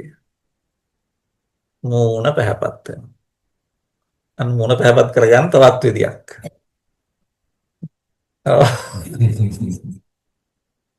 මුඛවන්නෝ විප්පසීදති. මේ නෑ පිරිමි කියන්නේ දෙගොල්ලොටම මේක. මේ තමන්ගේ අර මේකත් අපි කියන්නේ මිනිස්සුන්ගේ හරි සිරියාවන්ත මූණ කියලා. එහෙම මිනිස්සු ඉන්නවනේ. අන්න ඒක තමයි ඒ වගේ තත්යකටපත් වෙනවා තමන්ගේ මූණ ප්‍රියමනාප වෙනවා. දැන් මේ මුඛවන්නෝ කියන කටේ පාට නෙමෙයි හොඳ. එහෙම නේද? නෑ ඒක තමයි මේක කෙල්ලේ වචනෙන් පරිවර්තනය කරොත් මුඛවන්නෝ කියලා කියන්නේ කටේ පාටනේ. අනිත් එකයි සිංහලයේ මුව කියලා කිව්වම මුවත් වෙසින් මේකෙන් සිංහලට බාන්න මේ පැත්තෙන් බාන ලේසි. මුඛවන්නෝ විපසිත කියලා කියන්නේ මේ මුහුණ පැහැපත් වෙනවා කියන එක. ප්‍රසාදයටපත් වෙනවා විශේෂයෙන්. අසම්මෝහෝ කාලං කරෝති. සිහි මුලා නොවි මරණයටපත් වෙනවා. කාලං කරෝති කියන්නේ මරණයටපත් වෙනවා. අසම්මෝල්ලෝ සිහි මුලා නොවි මරණයටපත් වෙනවා. මෛත්‍රිය වඩපු කෙනාගේ සිහි කල්පනාව නැති වෙන්නේ මරණ වෙලාවේ.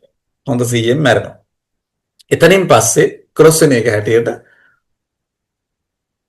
උත්තරින් අපපටි විජ්ජන්තෝ බ්‍රහ්ම ලෝකූපගතෝ හෝති. ඒ කියන්නේ ප්‍රතිවේද නොකරගත්තොත් උත්තරී මනුෂ්‍ය ධර්මයක් ප්‍රතිවේද නොකරගත්තොත් ඒ කියන්නේ මේක මාර්ගඵලයකට නොලැබුවොත් බ්‍රහ්ම ලෝකෙ උපදිනවා මරණයට පස්සේ.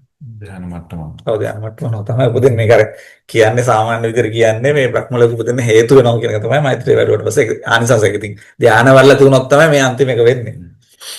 නිකන් වෙන්නේ නැහැ. මේ මෙත්තානිසංස ටික හම්බෙනවා කියවකට උත්තර දෙනවා නේද සම්පත්? ඔව්. නාස්ස අග්ගිවා විසංවා සත්තංවා කමති කියන එක තමයි ඒක.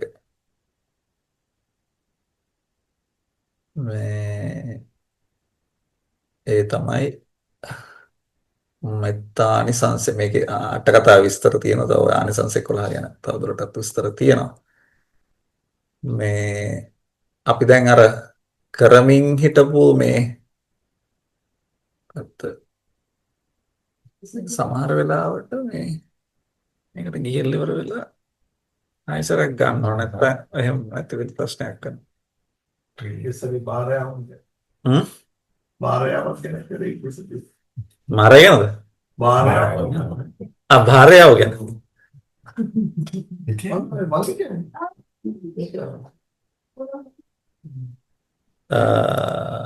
නෑ අපි මේ මොකද්ද සීල නිද විසුද්ධි මාර්ගයේ අපි අර අවසාන වශයෙන් මේ සීලය කෙලෙසන සහ පිරිසිදු වීම ගැන කතා කරද්දී දැන් අපි මේක කලින් කතා කරලා තියෙන කාරණාවක් මේ අර සීලය කැඩෙන විදිය ගැන අපි සීල් ගන්නකොට කතා කරනවානේ.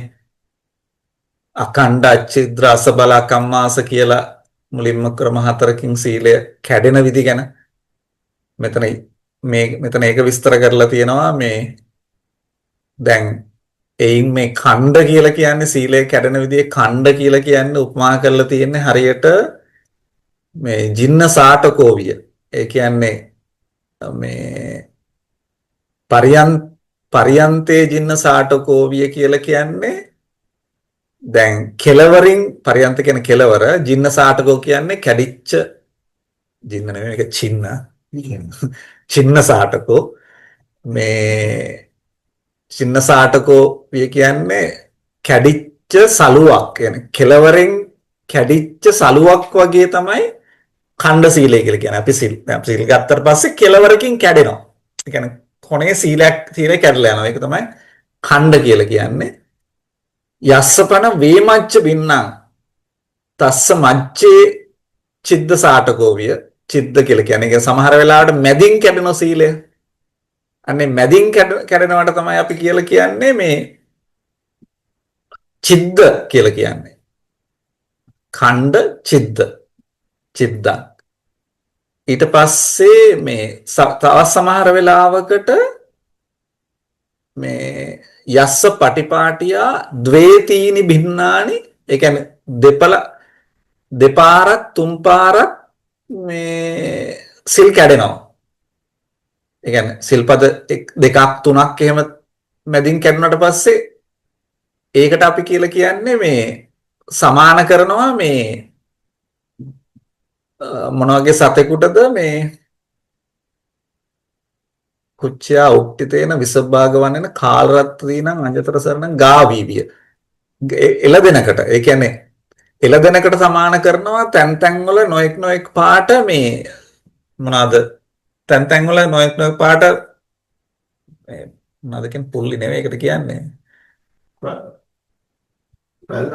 පැහැති කළු රතු ආදී කිසියම් ශරීර වර්ණයස දෙනකමෙන් ඒකට කියනවා සබල කියලා. තැන් වල මේ සිල්පද දෙකක් තුනක් මෙහෙම තැන් වල පේලිට කැඩලා තිනවා තැන් වල.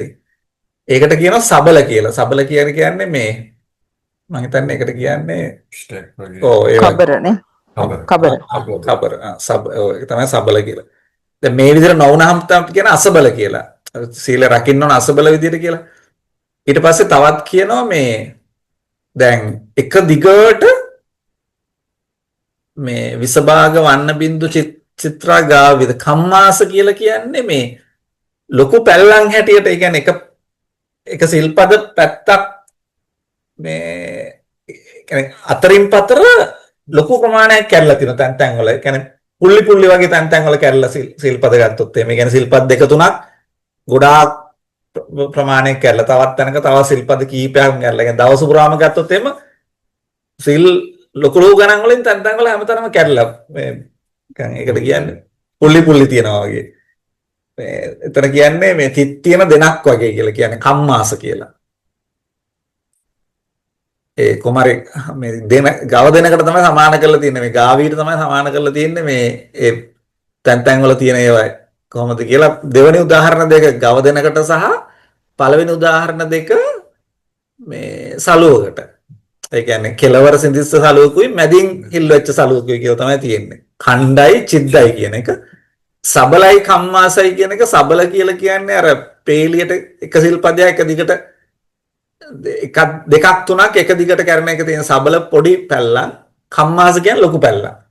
ඒ වගේ තත්ත්වයෙන් තමයි කියන්නේ. ඒතකොට ওই හතර තමයි සිල් කැඩෙන විදි හතර. ඊට පස්සේ කියනවා මේකෙදිම තවත් එකක් තමයි භාග්‍යවතුන් වහන්සේ දේශනා කරලා තියෙනවා මේ සප්ත විද මේ තුන හැටියට සප්ත මෛතුන කියලා එකක් තියෙනවනේ. ඔය තමන් කියන්නේ මේ භ්‍රමචාරීත්වය සම්බන්ධව කතා කරනකොට සප්ත මෛතුන කියලා කාරණාවක් ධර්ම කාරණාවක් එනවා. ඒකේ කාරණා හත මෙහෙමයි. මේ අර පොත නැද්ද මල්ලි?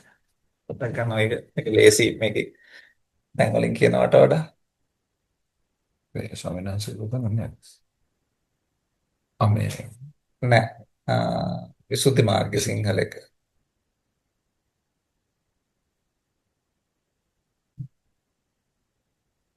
නෑ.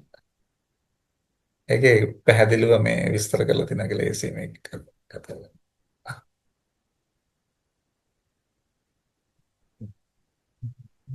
කියන්නේ මේ සමාන තෝකේ නෑ. නේද?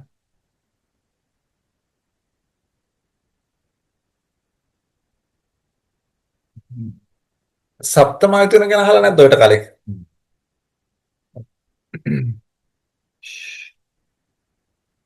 ඒක අපි කතා කරා නේ මම. තවන්ගේ අර ස්පර්ශ ඉවසන එක ආන්නේ වගේ. ඒ කාරණා හතක් තමයි. හඬ ඉවසන එක. ඔව්. ඒවා ඊට පස්සේ අන්තිම කාරණාවට තියෙන්නේ මේ මොනවාද? දේව ලෝකයකට යන්න ප්‍රාර්ථනා කරේ.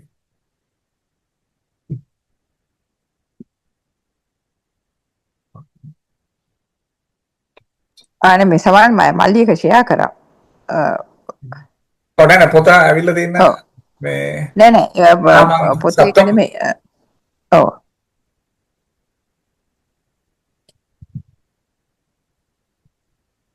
PDF එක මල්ලි 82. 82.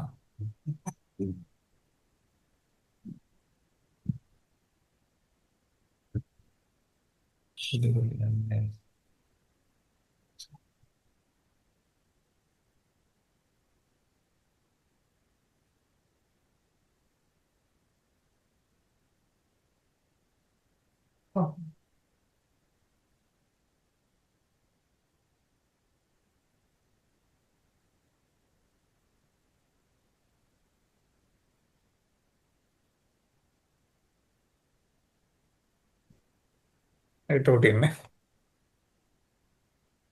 සමහර කියලා වෙනස් වෙනවා. 1 2 3 4 කියලා දාලා තියුණා ඒ. ඔව් මම බලන එකේ මේ 82 මල්ලි. එක එක වල එක එක 82 දෙනත් හරියට බලමු. දැන් මේ 80න් තියෙන හරියන 82 කියලා.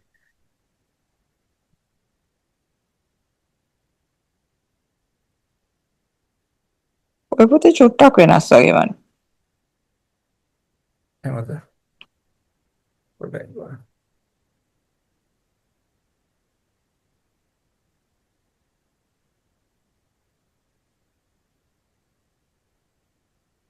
Right. Right now. ওই কন্ট্রোলারটা আমার පිටු එහාට යන්න එකක් තියෙනනේ මේකේ මුලනේ.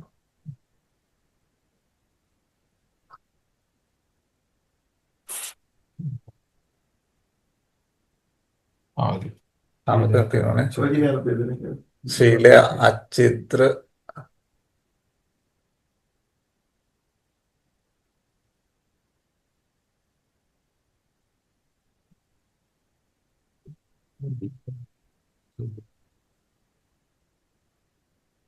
මේක තියුණානේ සප්තමයි තුනේ කොතනද තියුණේ කියලා 1 2 3 4 දාලාම තියුණා සප්තම. ඔව් මේ මම මල්ලි එක තියෙනවා. මේක හරි.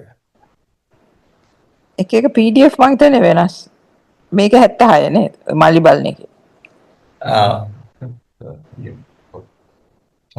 ඔව් වෙබ්සයිට් එකේ තියෙන එක.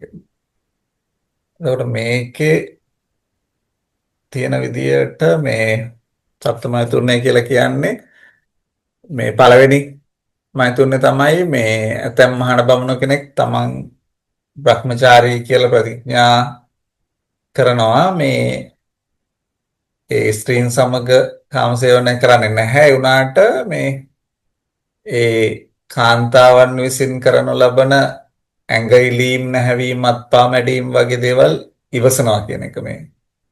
ඒ කියන්නේ මේ ඇඟ මසාජ් කිරීම මේ වගේ ඒවා ඉවසන එක ඒක ඉවසලා ඒක ආස්වාදනය කරනවා කැමති වෙනවා සතුටු වෙනවා කියන එක තමයි. එතකොට කියන්නේ ඒක පිළිගන්නේ නැහැ වගේ අදහස් නෑ ඉවසනවා කියන්නේ පිළිගැනීමක් තමයි. පිළිගැනීම තමයි. ඉවසනවා කියන්නේ පිළිගන්නවා කියන එක. අපි කියන්නේ පිටපාතේ ආරාධනා කරා භාගතුන් වහන්සේ ඉවසුවා කියන.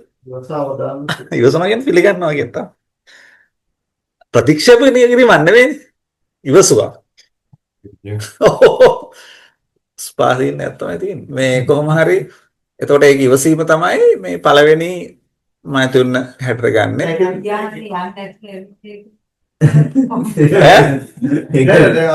මොකද්ද?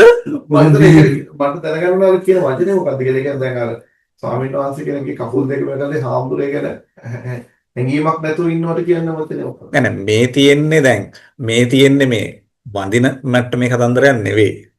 සමපත් මේ තියෙන්නේ කාන්තාවක් සමග මෛත්‍රියුන් සේවනය කරන්නේ නැතුව එතනින් ඊළඟට තියෙන ඇඟ මසාජ් කිරීම මේ වගේ දේවල් ඉවසනවා කියන එක. අර ඒවා ස්පාසින් තමයි. මම අහන්නේ කියන එක නෙවෙයි. දැන් මම මොකක්ද ඒකට කියන වචනේ කියලා. කියන්නේ දැන් අපි කරද්දී අපි ගණන් ගන්න නැතුව ඉන්නවට නෑ ඒ වන්දනාව ඉවසනවා කියන එක නෙවෙයි මේ. එතෙන්දී කරන්නේ වන්දනාවක් ඉවසීමනේ. කාන්තාවක් විසින් හාමුදුරුවෝ කෙනෙක්ව කකුල් දෙක සම්බාහනය කරමින් ප්‍රේමේද ගෞරවයතු වඳිනවා කියන එක වන්දනාව ඉවසනවා. කොහොම කරත් ඉවසීමේ අර්ථයම තමයි නේද? ඔව් ඒක තමයි ඉවසනවා. නමුත් දැන් මෙතන ඒක නෙවෙයි. ඔව්.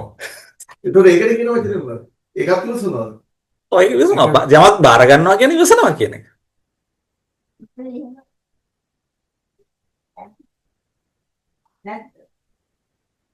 මේ මට තේරිච්ච විදිහට එහෙම තමයි මම ඔය ගැන පොඩ්ඩක් විස්තර හොයාගෙන අවිල්ලම උත්තරයක් දෙන්නද? පව් කරගන්නවට වඩා.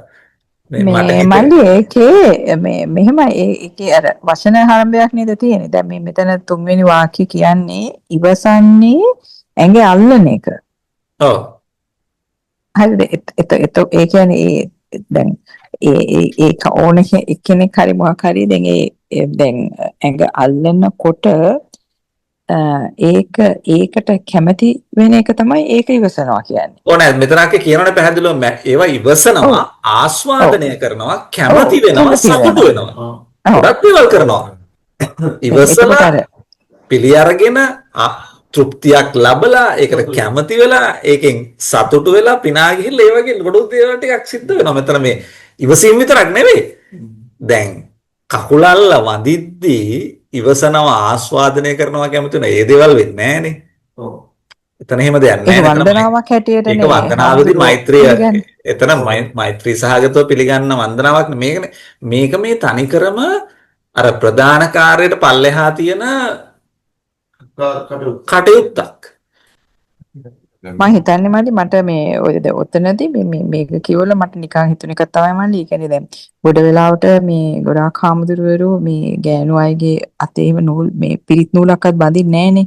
ඒ කියන්නේ දැන් භාගතුන් වහන්සේ එහෙම කියලා නැහැ. ඒ කියන්නේ මේ පිරිත් නූල බඳින්න කියලා. නමුත් එතනදී මට හිතෙන්නේ හාමුදුරුවරුත් එතනින් මේ මොකක්ද ඒකට කියන වචනේ මේ පරිස්සම් වෙනවා. ඒ කියන්නේ මල්ලි හිත පෘථග්ජන හිත කියන ඒවා අපි දන්නේ නැහැනේ. හරි අමාරුයි. ඉතින් එතකොට ඒකයි අර දැන් පොඩා හරි දැන් පිරිත් නූල ගැට ගන්නකොට අත ඇල්ලෙනවනේ. ඒ අවස්ථාවේදී මොකක් හරි විදියක සිත කම්පණය වීමක් හරි මොකක් හරි එකක් වුණොත් ඒක මැඩලන්න තමයි මම හිතන්නේ ඒක කරන්නේ නැත්තේ කියලා මට හිතුනේ. ඔව් අකියර දැන් තියෙනවනේ අපි කතාවල එහෙම මේ මම හිතන්නේ දීඝනිකායේ මුලහරියේ තියෙන අට කතාවල තියෙන විස්තර තියෙනවනේ. දැන් අර කතාවල මේ හාමුදුරුවන්ට වෙච්ච අබැද්දි ඒ කියන්නේ සාමණේර විනය පිටකේ සාමණේරවරු හැටියට ඉඳෙද්දී නිකන් අත හැප්පිලා නැත්තම් කකුල හැප්පිලා ඒ වගේ පොඩි කාරණා වලින් සිද්ධ වෙච්ච ওই දස්සන සංසග්ග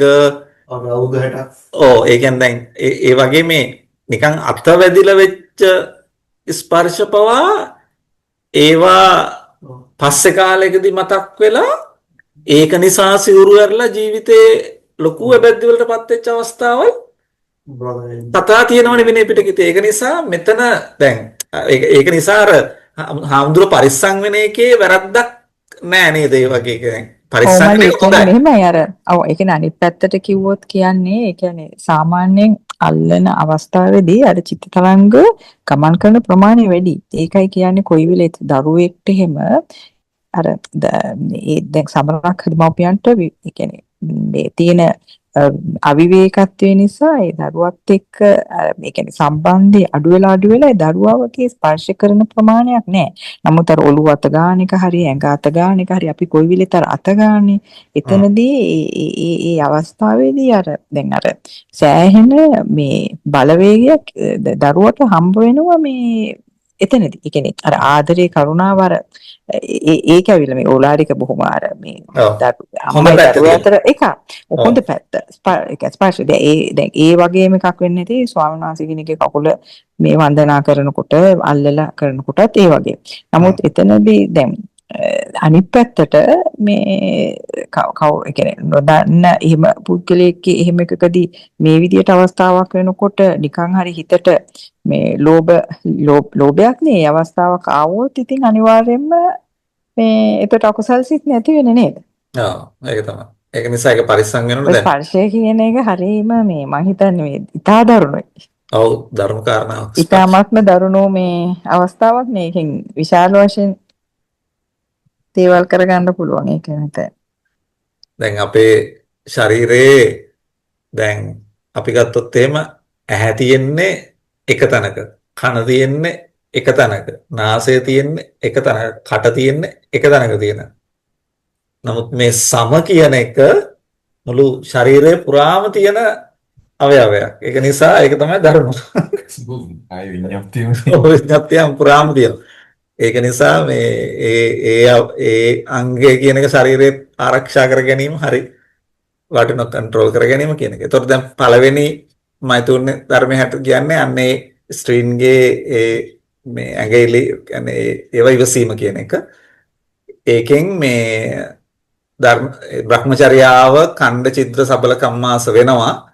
ඒ නිසා මේ අපිරිසිදු බ්‍රහ්මචර්යාව හැසිරෙනවා කියලා කියන්න පුළුවන් මේ වගේ ඉවසුවොත් එහෙම ජාති ජරා මරණ ආදී දුකෙන් මිදෙන්නේ නැහැ කියන එක තමයි පළවෙනි කාරණාව. ඊට පස්සේ දෙවෙනි කාරණාවට කියන්නේ බ්‍රාහ්මණය වැලිදු මේ ලෝකයේ ඇතැම් මහණ බමුණු කෙනෙක් එසේ මාගමසක මෙවුන් කියන්නේ මේ පළවෙනි එකෙත් එහෙම කියන්නේ මාගමසක මෙවුන් දැන් කරන්නේ නැහැ. ඊට පස්සේ දැන් මෙතන පළවෙනි එකේ කිව්වේ ඔවුන් සමග මේ ඇඟිලිම් නැහැවි මේවා කරනවා. දැන් දෙවෙනි එකේ කියන්නේ ඔවුන් විසින් කරන ඇඟිලිම් ආදියද නොයිවසති දැන්. ඒක කරන්නෙත් නැහැ මේක කරන්නෙත් නැහැ. එතකද උවත් සමග කෙලෙස් වශයෙන් සිනාසති සෙල්ලම් කරති මමත්වයේ කරත් කියලා මේ සිනාසීම් කෙලිකවට කිරීම වගේ කිරීම කරනවා කියන එක. ඒක ඉවසීමත් මේ විදිහටම දෙවෙනි කාරණාවට කියන්නේ. කෙලෙස් වශයෙන් සිනාසීම සෙල්ලම් කිරීම කියන එක. ඊට පස්සේ තුන්වෙනි කාරණාව විදිහට ආයි කියනවා අර විදිහට මේ ඉතින් සෙල්ලම් කිරීම කියනකොට සෙල්ලම් කියන්නේ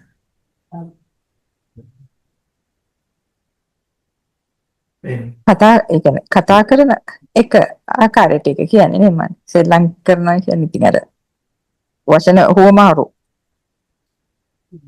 තමයි පොඩ පරිස්කට පරිස්සම් කරගෙන ඉන්නේ. මමත් ඒක මමත් ඒක සෙල්ලම් කරද්දී මමත්වයේ කරා පොඩ්ඩයි ඉන්න. පර්සනලයිස් කරගන්න. මේ පොඩ්ඩක් සංගරණයට නමාවස් කරලා ඉලිපරෙම නමුතුවා සමෝමාත් මේ මාතුගමන සද්දින් සංජක්කති සංකිටේසි සංකලායති ක්‍රීඩා කරනවා වගේ තමයි සිනා මෙහෙම එතන කියන්නේ මේ සිනාසෙනවා ක්‍රීඩා කරනවා ක්‍රීඩා කරනවා ඒ වගේ දේවල් තමයි කියන්නේ හේත් මේ ඉවස් මමත්වයේ කියලා කියන්නේ එතනදී මල්ලි ඒ කියන්නේ අර තමන්ගේ පැත්තකට ටික මගේ කියන පැත්තකට ගන්න අවස්ථාවක් හිටිය තමයි තේරුනේ කියන්නේ දැන් කවුරු හරි ගෑනු කෙනෙක් එක්ක කතා කර කර ඉන්නකොට ඒක නිකන් තමන්ගේ කෙනෙක් හැටියට වගේ හිතා ගන්න එක මමත්වයේ හැටියට නේද? ඔව්. එහෙම ඒ වගේ දෙයක් කියලා ගන්න පුළුවන් මේ එතකොට ඒ ක්‍රීඩා කිරීම සිනාසීම් කෙලිකවට කිරීම කියන වගේ දේවල් තමයි ඉතින් ඔය යනවා ඇත්ත නේද මේ ඒ වගේ වට මේ ඊට පස්සේ දැන් ඒ දෙවෙනි එකනේ ඒක මෙහෙම කිතනවා දැන් උසුළු විසුළු කිරීම සෙල්ලම් කිරීම මේ කියන්නේ දුවල පැනලා ඉඳලා ඒ වගේ ඒත් එක බොහොම කෙලිදෙලෙන් ඉන්නවා කියලා කියන්නේ අන්න ඒක එතන ඛණ්ඩ වෙනවා කියන්නේ කැඩෙනවා ජිත්‍ර කියන්නේ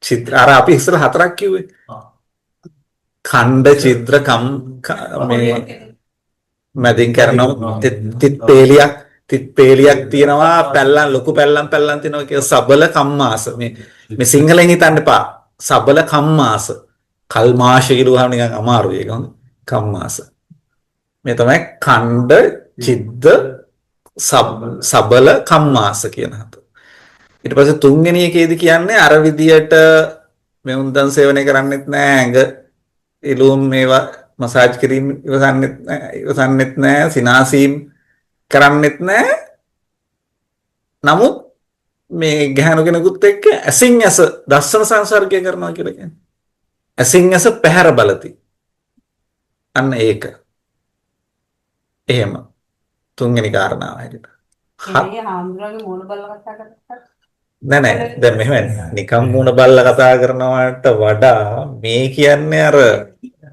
ඇහැට මොකද්ද එතනින් ගිහිල්ලා චේතනාව ඒ කියන්නේ වැරදි චේතනාවෙන් ඇහෙන් ඇහැ බලන එක. ඔව් ඒක තමයි මේ අර සමහර වෙලට කන්න වගේ බලනවා කියලා කියන්නේ. නෑ මට මේ සරල වචන මිනිස්සු පාවිච්චි කරන වචන පාවිච්චි කරන්නේ. නැත්නම් මට ඔකට ධර්ම විතර පැහැදිලි කරලා දෙන්න පුළුවන්. මේ ඒ කියන්නේ මට මේ ඒ කියන්නේ මේ ඇස් වලින් කතා කරන්න පුළුවන් මම. අන්න පොයින්ට් එක. මම හිතන්නේ ඔතන ඉන්න ඔක්කොම ඇස් වලින් කතා කරලා ඇති. අක්කර වචනේ ආවේ. මේ අන්න හරි ඇසින් ඇස පැහැර බලති කියන්නේ අන්න ඒක. කතා කරන ඇස් මේ ඊට පස්සේ ඒ තුන හතරවෙනි එක හැරෙට හතරවෙනි එක හැටියට කියන්නේ අර විදිහටම ආයි මුලින් ඉඳලා මේ උන්දන් සේවනය කරන්නෙත් නැහැ ඇඟිලුම් ඉවසන්නෙත් නැහැ සිනාසීම් ඒවා ඉවසන්නෙත් නැහැ ඇසින් ඇස පැහැර බැලීම කරන්නෙත් නැහැ එහෙම වුණාට දැන් බිත්තියෙන් එළියේ පිටත සිනාසන දේවල් කතා කරන ගායනා කරන හඬන ඒ කියන්නේ ගෑනුන්ගේ ගෑනු අයගේ කරන එළියේ කතා බහ කරන සිනාසන සද්ද කරන ඒවා අහගෙන ඒක විඳිනවා ඒක තෘප්තියටපත් වෙනවා සතුටු වෙනවා ඒ ටික නිකන් ඇහුණ කෙනෙක් නෙමෙයි මේ හරිද ඒක හතරවෙනි ඉතින් ටෙලිග්‍රාම බලනවා ඒවත් ඒ ටිකට ගන්න පුළුවන් ඒකත් ඒ ටිකට ගන්න පුළුවන් ඒකට කැමැත්තෙන් මල්ලි ටෙලිග්‍රාම බලන එක අයිති වෙන්නේ මල්ලි මේ දැන් අපි කතා කරන්නේ මේ මොකද්ද මේ අබ්‍රහ්මචාරිය පැත්තෙන් ඒ කියන්නේ එතකොට තනිකරම මේ ඒකත් අයිති වෙනවා නමුත් ඒක අයිති වෙන්නේ 7 වෙනි එකටනේ විසුක දර්ශන වලට හැබැයි මෙතනදී හැබැයි ගායනයට ලොල් වුණොත් එතනදී 3යි 7යි දෙකම කැඩෙනවා නේද 3යි 7යි දෙකම යනවා සමහරවිට ඉන්දුලන් විශේෂිත වූ කෙනෙක් සම්බන්ධ ඇලුම් කරන අය ආස්තාව අහන්න කැමති ආස නිලියක් ආසකතිය බලන්න එතකොට එයා බය වෙලා අදාළ වෙන්න තියෙන්නේ ඒවට සිල්ගත්ත දවසට අදාළ ගිහින් අද අපි පොයදස් දැන් අපි එතම දැන් කෙනෙක් ආස කරන නළුව හෝ නිලිය දැක්කම හරි සතුටක් ඇති වෙනවනේ ඒ කතාවේදී ඒ චිත්‍රපටයේදී ටෙලි නාට්‍යයේදී ඒකෙදි ෂෝට් මූවි එකක් නත් කවන්නේ ෂෝට් ෆිල්ම් එකක් නත් කවන්නේ ඒක සතුට වෙනවා. එතකොට එයා hina වෙන විදිය, එයා කතා කරන විදිය, එයා යන්නේන විදිය හැම එකෙම සතුට වෙනවනේ. අන්න ඒක වෙන. සජීවීව නේ ඒ කියන්නේ අර දැන් මේ කාරණාව අජීවයි. මේ කාරණාව සජීව නෑ. බිත්තියෙන් එහා පැත්තේ. ඒ කියන්නේ සජීව නෑ, ළඟ නෑ. එළිය ඇහෙන එකක්. ඒත් ඒකම තමයි. ඒත් ඒකම තමයි. ඒකයි බිහිමේ විත්තිං හැපැති කියන්නේ මම දන්නේ හැබැයි ඒක නම් මේ ફોකස් කරනවා. ඔව්. හරි. එතකොට ඒක ඒ කාරණාව ඊට පස්සේ පස්වෙනි කාරණාවට එන්නේ අර මුල ඉඳලා අර විදිහට ඒ සියල්ලම හතර දක්වාම කරපු දේවල් කරන්නේ නැහැ. එහෙම වුණත් ඒ ඇත්ත එක්ක hina වෙච්ච කතා කරපු ක්‍රීඩා කරපු දේවල් සිහි කරනවා. හිතෙන් සිහි කරනවා. මතක් කරනවා. හරිද? ඒකත් එහෙමයි 5. ඊට පස්සේ 6 වෙනි එක මේ ඒ සම්බන්ධයට ඒ විදිහට ඊට පස්සේ අර විදිහට කරන්නේ නැතුව පංචකාමයෙන් සමර්පිත සමංගීභූත ගෘහපතින්නෝ ගෘහපෘත්තයන් හෝ දැක ඒ පංචකාමයට කැමති වෙනවා. ඒ කියන්නේ හොඳට සැප විඳින්මින් ඉන්න ගෘහපති පුත්‍රයන් දැකලා ඒකට කැමති වෙනවා. ඒකට කැමති වෙනවා කියන එක. හරිද? මේකෙදි වරදවා ගන්න එපා. අපි නිකන් අර අනික් කට්ටිය සැප විඳිනකොට අපි ඒක ඉවසනවා කියම කන්නේ මේ වෙන්නේ. මේ ඒගොල්ලෝ සැප විඳින එක ගැන බොහොම ආසාවෙන් කැමති වෙනවා කියන කාරණා. අනිත් අය ගෘහපති පුත්‍රයෝ සැප විඳිනවා පංචකාමයේ විඳිනවා ආසාවෙන් කැමති වෙනවා කියන එක. ඊළඟට 7 වෙනි කාරණාව හැටියට තියෙන්නේ ඊට වඩා වෙනස් දෙයක්. ඒ කියන්නේ තමන් දැන් අර කිසිම දෙයකට කැමති වෙන්නේ නැහැ. නමුත් තමන් මේ කරන සීලයෙන් මේ දෙවියෙක් ප්‍රසිද්ධව අප්‍රසිද්ධ දෙවියෙක් හෝ බ්‍රහ්මෙක් මේ වේවා කියලා ප්‍රාර්ථනා එක් බ්‍රහ්මචාර්යාවේ හැසිරෙනවා ඒ දෙවියෙක් වෙන්න ඕන කියලා. ඒකත් මේ බ්‍රහ්මචර්යාවට පළුදු වීම සඳහා එක කාරණාවක් මේ දේවත්වය පැතීමත් මේ අපි කතා කර කාරණා 7ම මේ බ්‍රහ්මචර්යාව කැඩෙන ක්‍රම 7ක් කතා කරේ. මේ ඉතින් අයියේ මේ පාර්ශවෙන් දෙකටම දාලායි සෙල් ගත්ත. ඔව් එක පාර්ශවයකට නෙමෙයි.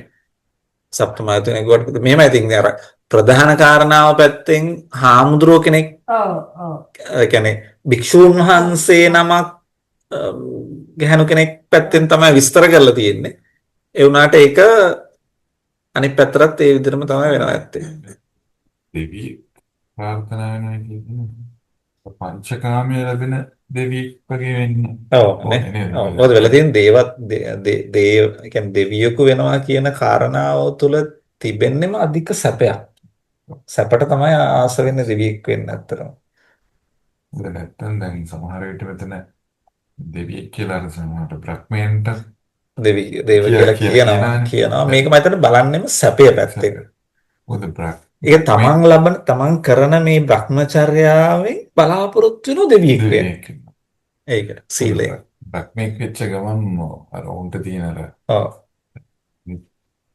බ්‍රහ්මය හරි සීමා සහිතයිනේ මේ විඳීම් කියන ඒවා. දැන් සුතන් විතරයිනේ වෙන්නේ.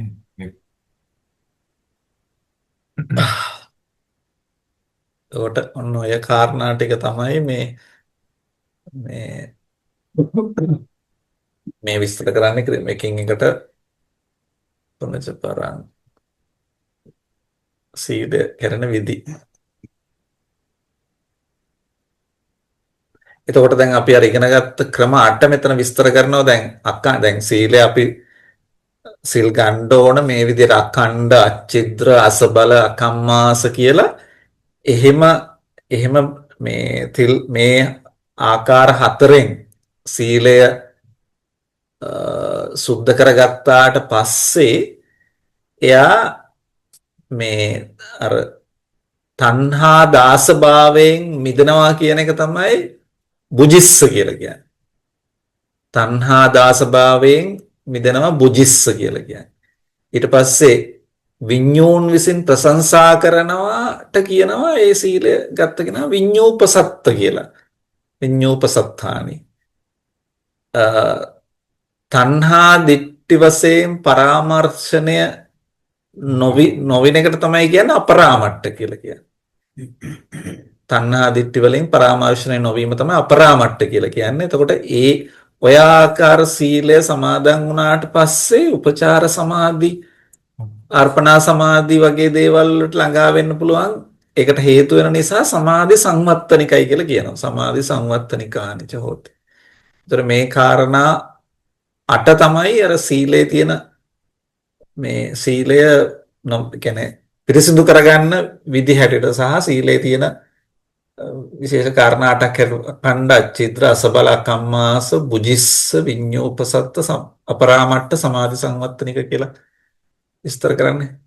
පොය දවසට සාකච්ඡා කරන්න හොඳ ධර්ම කාරණාවක් තමයි මේක. සිල් ගත්ත දවසට කොහොමද සීලය පිරිසිදු කරගන්නේ අපිට කියන්නේ හොඳ සීලය සුද්ධ කරගන්නේ ඕදාන. දැන් ඒකත් දවසටම විතරක් නෙවෙයි. සාමාන්‍ය අපිට ඒක කරන්න බැරිකමක් නැහැ නේද?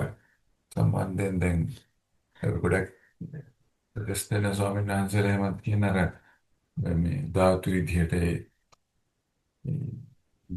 අය දිහා බලන්න නැත්නම් අර කුණප කොටස් විදිහට කාන්තාවන් සහ පිරිමි පාර්ශ්ව දෙක දිහා ඔය දැන් ඔය කෙලස් වලට ප්‍රතිකර්ම හැටියටනේ දැන් ඔය කියන්නේ දැන් රාගය වැඩි කෙනාට තමයි අසුභ භාවනාව කරන්න කියලා කියන්නේ. මොකද හේතුව රාගය වැඩි කෙනා දකින්නෙම ශරීරය රාගයේ පැත්තෙන්. ඒක නිසා එයාට අසුභ භාවනාව කරන්න කියලා කියන්නේ ඒකයි. මොකද එයා එතකොට මේ ශරීරයේ තියෙන කුණප ගතිය තේරුම් අරගෙන අර රාගය මැඩපවත්නවා. ඊළඟට දැන් ද්වේෂය වැඩි කෙනාට කියන්නේ මෛත්‍රී භාවනාව කරන්න කියලා. එතකොට මෛත්‍රී භාවනාව කරනකොට හිතන්නේ සුභ පැත්ත. හරිද? එතකොට දැන් කෙනෙකුට හිතන්න පුළුවන් මේක හරි වැඩක් නේ. එක වෙලාවකට කියන ශරීරය දිහා අසුභ විදිහට බලන්න කියලා. තව වෙලාවකට කියන ශරීරය සුභ විදිහට බලන්න, හොඳයි, සුභයි, සුඛයි කියලා බලන්න කියලා මෛත්‍රී භාවනාව. ඔකර උදාහරණයකට මේ සමින්දම් කෙන්නු කරන එකක් තමයි හරියට දැන්. හිතන්නකො ලොකු ප්‍රපාත දෙකක් තියෙන පාරක කෙනෙක් ගමන් කරනවා කියලා. හරිද? එයා ඒ දෙපැත්තේ ප්‍රපාතයේ මැද පාරක් තියෙනවා. මේ මිනිස්සයා වම් පැත්තට කිට්ටු වෙනකොට මේ මිනිස්සයා වැටෙන්න පුළුවන් වම් පැත්තේ අගාධයට. ඒතර කියනවා කරුණාකරලා දකුණට යන්න කියලා. හරිද? එහෙම දැන් වම් පැත්තේ අගට යනකොට කියන දකුණට යන්න කියලා. එහෙම යනකොට මේ මිනිස්සයා දකුණේ අයිනට කිට්ටු වෙනකොට කියන නෑ වමට යන්න. මොකද ඒ කෙනා අර මහා ප්‍රපාත දෙකට වැටෙන්නේ නැතුව මේ පාරේ එක්ක යන්න තමයි බුදුහාමුදුරුවෝ එක පැත්තක අසුභය වඩන්න කියලා කියනවා, තව පැත්තකින් කියනවා සුභ මේ කල්පනාව වඩන්න මෛත්‍රිය කරන්න කියලා. ඒ දෙකම කරන්නේ මේ පාරේ ගෙනියන්න. මිසක්ක එක වෙලාවකට වමටයි එක වෙලාවකට දකුණට හැරෙන්නයි කියන එක නෙවෙයි. ඒක හරි ලස්සනයි උදාහරණය කියන ඒ උදාහරණය. කියන්නේ අසුභය වඩන්න කියන්නේ රාගය තියෙන මනුස්සයාට. ඔව් රාගය තියෙන මනුස්සයාට අසුභය වඩන්නත් කියනවා. තරහ තියෙන මනුස්සයාට මෛත්‍රිය වඩන්නත් කියනවා. එකින රාගතියට ගියොත් තමයි වැටෙන්නේ. ඒක තමයි කියන්නේ. මේක මේ හැම එකෙම බලන්න ට්‍රැක් එකේ තියාගන්න. ශරීරයට අනවශ්‍ය විදියට ආසා වෙච්ච මනුස්සයාට තමයි රාගය වැඩි. එයාට කියනවා මේක ওই පැත්තට යන්න එපා මේ පැත්තට එන්න කියලා.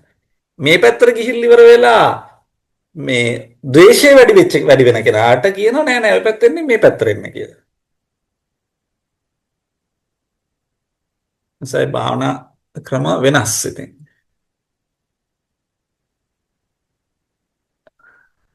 දැන් මම දන්නේ ධම්මපදයේ පාඩම්ද නැද්ද කියන එක නා. ඒ සම්පත්. අපිට නෙමෙයි. ඈ? තමයි.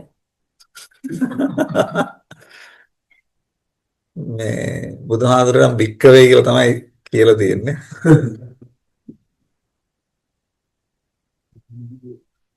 මේ ටික ටික උත්සාහ කරන්න. දැන් අක්කොච්චිමං අවදිමං මේ අජිනිමං අහාසිමේ කියන ගාථාව පාඩම් කරන කෙනාට පළවෙනි පද දෙක මේ දෙකේම එකයි. අක්කොච්චිමං අවදිමං අජිනිමං අහාසේ කියන එක. වෙනස වෙන්නේ මේකේ යේචතං උපනයිහන්ති වේරං තේ සන්න සම්මති. මේකේ ඒක නෙගටිව් වෙලා තියෙන්නේ. යේතං න ච නෑ යේතං න උපනයිහන්ති. මෙතන වේරං තේ සන්න සම්මති කියන එකට වේරං තේසු උපසම්මති කියලා පොඩි වෙනසක් තියෙනවා. පාඩම් කරන විදියක් කියනද? තියෙනවා. ඇයි ඉතින් රුක්ෂණයක් එව්වේ? නේ රුක්ෂණයක්. ඔව් පේලිය. ඔව් මේකේ තියෙනවා පිටක pitaka.lk/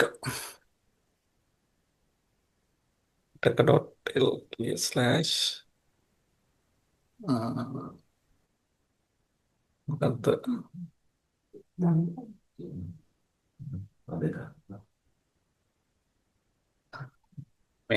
මේකට කියන හරි නෑ මේකේ නැද්ද අපේ මොකක්ද ඔන්ලයින් ධර්ම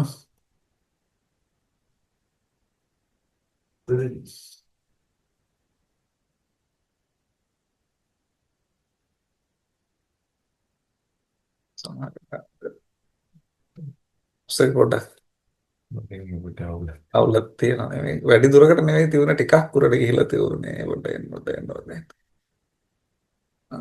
ඊට චුට්ටක් උඩින් තියුනේ ඊට චුට්ටක් උඩින්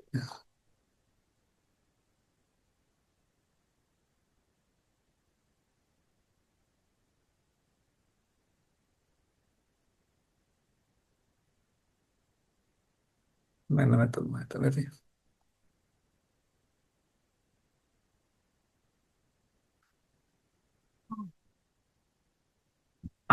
අක්කොච්චේමං අවදීමං අජිනිමං අහාසිමේ යේතං පොඩි වැරද්දක් තියෙනවා යේචතං වේරං තේ සම්න සම්මති අක්කොච්චේමං අවදීමං අජිනිමං අහාසිමේ යේතං න උපනයිහන්තේ වේරං තේසුපසම්මති ඔය දෙක පාඩම් කරලා නහි මේක දාන්න වේරාමි සම්පන්තේධ උදාචනං අවේරේන ච සම්පන්තේ ඒස ධම්මෝ සනන්තනෝ මේ මෙහෙම එකක් තියෙනවා දැන් මේ පාඩම් කරන්න මන්ද මේක පාඩම් කරන විදියක් මම නිකන් ක්‍රමයක් කියන්නම් දැන් මේක පාඩම් කරන්න ගියාට පස්සේ ඉස්සර වෙලා මේ පළවෙනි අතර මේ ගාතාවක් හදගත්තොත් මේක තමයි පළවෙනි කොටස මේ තමයි දෙවෙනි කොටස මේ තමයි තුන්වෙනි කොටස මේ තමයි හතරවෙනි පදය හරිද ඕකේ අක්කොච්චිමං අවදිමං ඉස්සර වෙලා ඒක හොඳට කටහුරු කරගන්නද අක්කොච්චිමං අවදිමං අක්කොච්චිමං අවදිමං අක්කොච්චිමං අවදිමං කී ඉන්න පැයක් විතර හරිද කටට හුරු කරගන්න ඊට පස්සේ ටික වෙලාවක් ගියාට පස්සේ ඒක හොඳට කරට හුරු වුණාට පස්සේ අක්කොච්චිමං අවදිමං කියන එක ඊට පස්සේ අජිනිමං අහාසිමේ අක්කොච්චිමං අවදිමං අජිනිමං අහාසිමේ එපාර මේ දෙක කියවනවා අක්කොච්චිමං අවදිමං අජිනිමං අහාසිමේ. අක්කොච්චිමං අවදිමං අජිනිමං අහාසිමේ. අක්කොච්චිමං අවදිමං අජිනිමං අහාසිමේ. කීකේ දිගට කියව ඉන්න. කට හුරු වෙනකම්. හරිද? ටික වෙලාවක් ඒක පුරුදු වුණාට පස්සේ ඊට පස්සේ තුන්වෙනි කොටස දාගන්න. යේජතං උපනයිහන්ති. යේජතං උපනයිහන්ති. යේජතං උපනයිහන්ති කිය අරකට එක්කම කියන්න. අක්කොච්චිමං අවදිමං අජිනිමං අහාසිමේ යේජතං උපනයිහන්ති. යේජතං උපනයිහන්ති කිය ඒ තුන එක දිගට කියව ඉන්නකොට ටික වෙලා. හරිද? ඊට පස්සේ ඒ තුනම කටට හුරු වුණාට පස්සේ හතරවෙනි එක දාගන්න. මේ වේරන්තේ සන්න සම්මති වේරන්තේ සන්න සම්මති වේරන්තේ සන්න සම්මති එහෙම පුරුදු වුණාට පස්සේ මේක අර කටකොනට ආපු ගමන් ඉතුරු ටික යනවා. මේ කටට හුරු කර ගැනීමයි අවශ්‍ය වෙන්නේ. අක්කොච්චිමං අවදිමං අජිනිමං අහාසිමේ යේචතං උපනයිහන්ති තේසං වේරන්තේ සන්න සම්මති. එහෙම කියලා. ඒ වගේ එහෙම උත්සාහ කරන්න ඒ වගේ මම ඒක ක්‍රමයක් උදාහරණයක් කරන්න යන්නේ. ඒක හොඳ ක්‍රමයක් නැත්තම් මේක මේ හිතේ ඉන්නවා. අපෝ බුදුහාමී මේක පාඩම් කරන්න කොහොම මේක හරි අමාරුයි නේ මේක අපොච්චි මං අවදි මං කටත් පටලැවෙනවා. එහෙම කියලා හිතන්න ගියොත් ඔහොමනේ ඉස්සෙල්ලාම අපි හිතන්නේ. අපි හිතන විදිහ ඕක තමයි. නේ.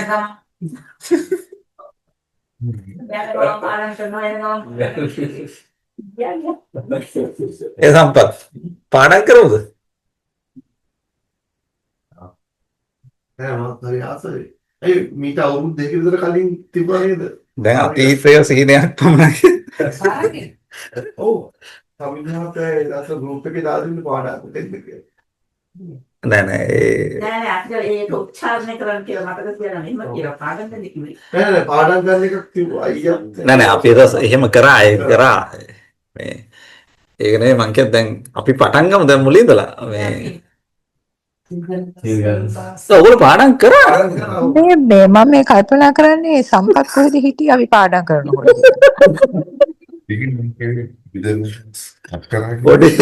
පොඩි ක්ලාස් කට් කරපු සීනයක් වෙලා තියෙනවා අක්කේ. පාඩම් ගත්තේ දවස්වල. සම්පත් මල්ලි හිටියද? මට සම්පත් මල්ලිව මතක නැහැ. කට් කරා ක්ලාස් කට් කරමු. ඒක තමයි. උනන්දු කරවන්න හදන්නේ නැහැ මේක මේ හරි වටිනවා ඇත්තටම කරගත්තොත් එහෙම මේ මොකද වෙලා තියෙන්නේ අර දැන් අපි අර එකතු වෙච්ච එකේ දැන් අපි කේක් කෙන තනි තනිව වැඩ ජීවත් වෙන විදිහ හැටියට ගත්තට පස්සේ අපිට කිසිම මේක සඳහා උත්ප්‍රේරකයක් නැහැ. කිසිම ටාගට් එකක් නැහැ. මේක පාඩම් කර නැත්නම් අපාය යනවා කියලා එහෙම කතාවකුත් නැහැනේ කවුරුවක් කියලා. ඉතින් ඒක නිසා මේ අපිට මේක උත්ප්‍රේරකයක් නැහැ මේක පාඩම් කරගන්න. නමුත් ඒ වුණාට ධම්මපද බාණක හාමුදුරුවෝ කියලා කියන්නේ අපේ ශාසනයේ බුදුහාමුදුරුවෝ ජීවමානව වැඩ ඉන්න කාලෙම හිටපු විශේෂම භික්ෂුන් වහන්සේලා කොටාසයක් ධම්මපද බාණක භික්ෂුන් වහන්සේලා. ජාතක පාළිය සම්පූර්ණයෙන්ම කටපාඩම්. හැබැයි මම ධම්මපද බාණක වෙන්න පොඩක් බය කරා. අට කතාවේ ඔක්කොම පාඩම් වෙනවා. ගාත ටික විතර ඉස්සෙල්ලාදී පටන් ගන්න ගාත ටිකවත් පාඩම් කරලා දෙන්න. ගාත කීයක් හඳ වෙලා නැන්නේ 423යි. 423ක් තියෙනවා. 26ක් තියෙනවා නේද? වග්ග තියෙනවනේ 26ක්. මේ අග්ග 26 මෙහෙම ඒක පාඩම් කරා නැත්නම් පටන් ගන්න කියලා කියන්නේ නම් ටිකක් වෙනස් විදියකට මේ ඉස්සර වෙලා පාඩම් කරන්න කියන්නේ වග්ග උදානය. මේක වග්ග උදානය ගාථා උදානය කියලා දෙකක් තියෙනවා. පටුන පාඩම් කරන තමයි ඉස්සෙල්ලා පුරුදු කරන විදිය. මේ යමක පමාදෝ චිත්තං පුප්පං බාලේන පණ්ඩිතෝ අරහන්තෝ සහස්සේන පාපදණ්ඩේන තේ දස. ඒ කියන්නේ යමක වග්ගය, පමාද වග්ගය, චිත්ත වග්ගය, පුප්ප වග්ගය, බාල වග්ගය, පණ්ඩිත වග්ගය, අරහන්ත වග්ගය, සහස්ස වග්ගය සහ පාපදණ්ඩ දණ්ඩ වග්ගය කියන මේ 10 තේ දස කියලා පළවෙනි 10 පාඩම් කරනවා මේ ගාථාවෙන්. මොනවද පළවෙනි 10? ජරා අත්තාච ලෝකෝච බුද්ධෝ සුඛ පියේනච කෝදෝ මලංච ධම්මට්ටෝ මග්ග වග්ගේන වීසති. එතකොට 20යි. ජරා අත්ත ලෝක බුද්ධ සුඛ පිය කෝද මල ධම්ම මේ මග්ග කියලා ඒ වගේ පකින්නම් නිරයෝ නාගෝ තණ්හා භික්ඛූච බ්‍රාහ්මනෝ ඒතේ ජබ්බී සති වග්ගා දේසිතා දිච්ච බන්දුනා. ඒ කියන්නේ මේ ඒතේ චබ්බී සති වග්ගා කියන 26ක් කියන එක. මේ 26 වර්ග 26 දේසිතා දිච්ච බන්දුනා. බුදුහාඳුරට කියන්නේ මේ දේශනා කරන ලදී කවුද? දිච්ච බන්දු. දිච්ච බන්දු කියලා කියන්නේ බුදුහාඳුරට කියන නම. බුදුහාඳුර විසින් දේශනා කරන ලදී. මේ පකින්න නිර මෙතන 6යි තියෙන. පකින්න වර්ගය, නිරය වර්ගය, නාග වර්ගය, තණ්හා වර්ගය, භික්ඛු වර්ගය සහ බ්‍රාහ්මණ වර්ගය කියන වර්ග 6. මෙතන 10 10 දෙකක් ගන්නලා මේකේ 6ක් තියෙනවා. මේ ගාත තුන පාඩම් කරලා දාන්න මොනවද වර්ග 26. ඊට පස්සේ යනවා ගාථා උදානය. යමක වර්ගයේ තියෙනවා වීසති ගාථා. ගාත 20යි. අප්පමාදම්හි 12. අප්පමාද වර්ගයේ 12යි. ඒකාදස චිත්ත වර්ගෝ. චිත්ත වර්ගයේ 11යි. පුප්ප වර්ගම්හි 16. පුප්ප වර්ගයේ 16යි. බාලේච 16. බාල වර්ගයේ 16යි. ගාථා පණ්ඩිතම්හි චතුද්දස 14යි පණ්ඩිත වර්ගයේ. අරහන්තේ දස ගාථා. අරහන්ත වර්ගයේ ගාථා 10යි. සහස්සේ හොන්ති 16. සහස්ස වර්ගයේ තියෙනවා ගාථා 16ක්. තේරස පාප වර්ගම්හි 13යි. තණ්ඩ මග්ගම්හි දස සත්තච 17යි. ඒකාදස ජරා වර්ගයේ 11ක් ජරා වර්ගයේ තත්ත්ව වර්ගයේ භවයේ 10ක් තියෙනවා. ද්වාදස ලෝක වර්ගම්හි බුද්ධේ චට්ටාරස භවයේ විදිහට ඔය ගාථා 7 මේ දැනගත්තට පස්සේ දන්නෝ එක එක වර්ගයක ගාථා කීය ගාන තියෙනවද කියලා. 423 හැදෙන හැටි. එතනින් පස්සේ තමයි ගාථා 423 මේ තියෙන 423 වෙනි ගාථා. ඉතින් ලස්සන ඒ උදාහරණයකුත් එක්ක දාන කතාවකුත් එක්ක තියෙනවනේ. ඒ අයියෝ සමහර මතක් වෙයි ගාථා මොකද්ද කියලා අර භික්ෂුන් වහන්සේලා දෙනම වයෝවෘද්ධ භික්ෂුන් වහන්සේ නමක් වහන්සේ මාර්ගඵල අධිගමනය ලැබලා නැහැ. උන්වහන්සේට වටෙන් කරන්න යන කුඩා 7 වයස හරි 10 අවුරුදු හරි ස්වාමීන් වහන්සේ නම උන්වහන්සේ රහතන් වහන්සේ නම උදේට නැගිටලා භාවනා කරනවා. අර වටාපතින් මෙහෙම ගහනකොට ඇහැට වැදිලා ඇහැ අන්ධ වෙනවා. ඊට පස්සේ ඇහැ වහගෙන තමයි අර අරුණහන්සේගේ මේ වතාව කරන්නේ. ඒක හරිම සංවේදී මේ කතාවක් මේ මොනවද නැහැතර මේ ඒකේ අන්තිමට මේ මොකද අඳුරේ වගේ තියෙන නිසා අඳුරට පේන්නේ නැහැ මේ ඉතිය. පිළිගන්නනකොටම දැන් දකුණේ මං හිතන්නේ මේ වහගෙන ඉන්නේ වමෙන් මොකක් හරි පිළිගන්නවා. ඇයි අහනවා වමෙන් පිළිගන්නන්නේ මට මේ නෑ තනියෙන් පිළිගන්නේ. ඊට පස්සේ තමයි දෙයයන් වහන්සේට එක්කගෙන යනවා බොහොම මේ කියන්නේ සංවේදී වෙලා ලොකු ස්වාමීන් වහන්සේ බුදුරජාණන්සේ කියන මේ මගේ හද මණ්ඩලයේ උපන් පුතා තමයි මේ ඉන්නේ කියලා බුදුරජාණන්සේ පොඩි 7යි හරි 10යි හරි සත්‍යවරදී නෝදිනෝ රහතන් වහන්සේලා දවස්වල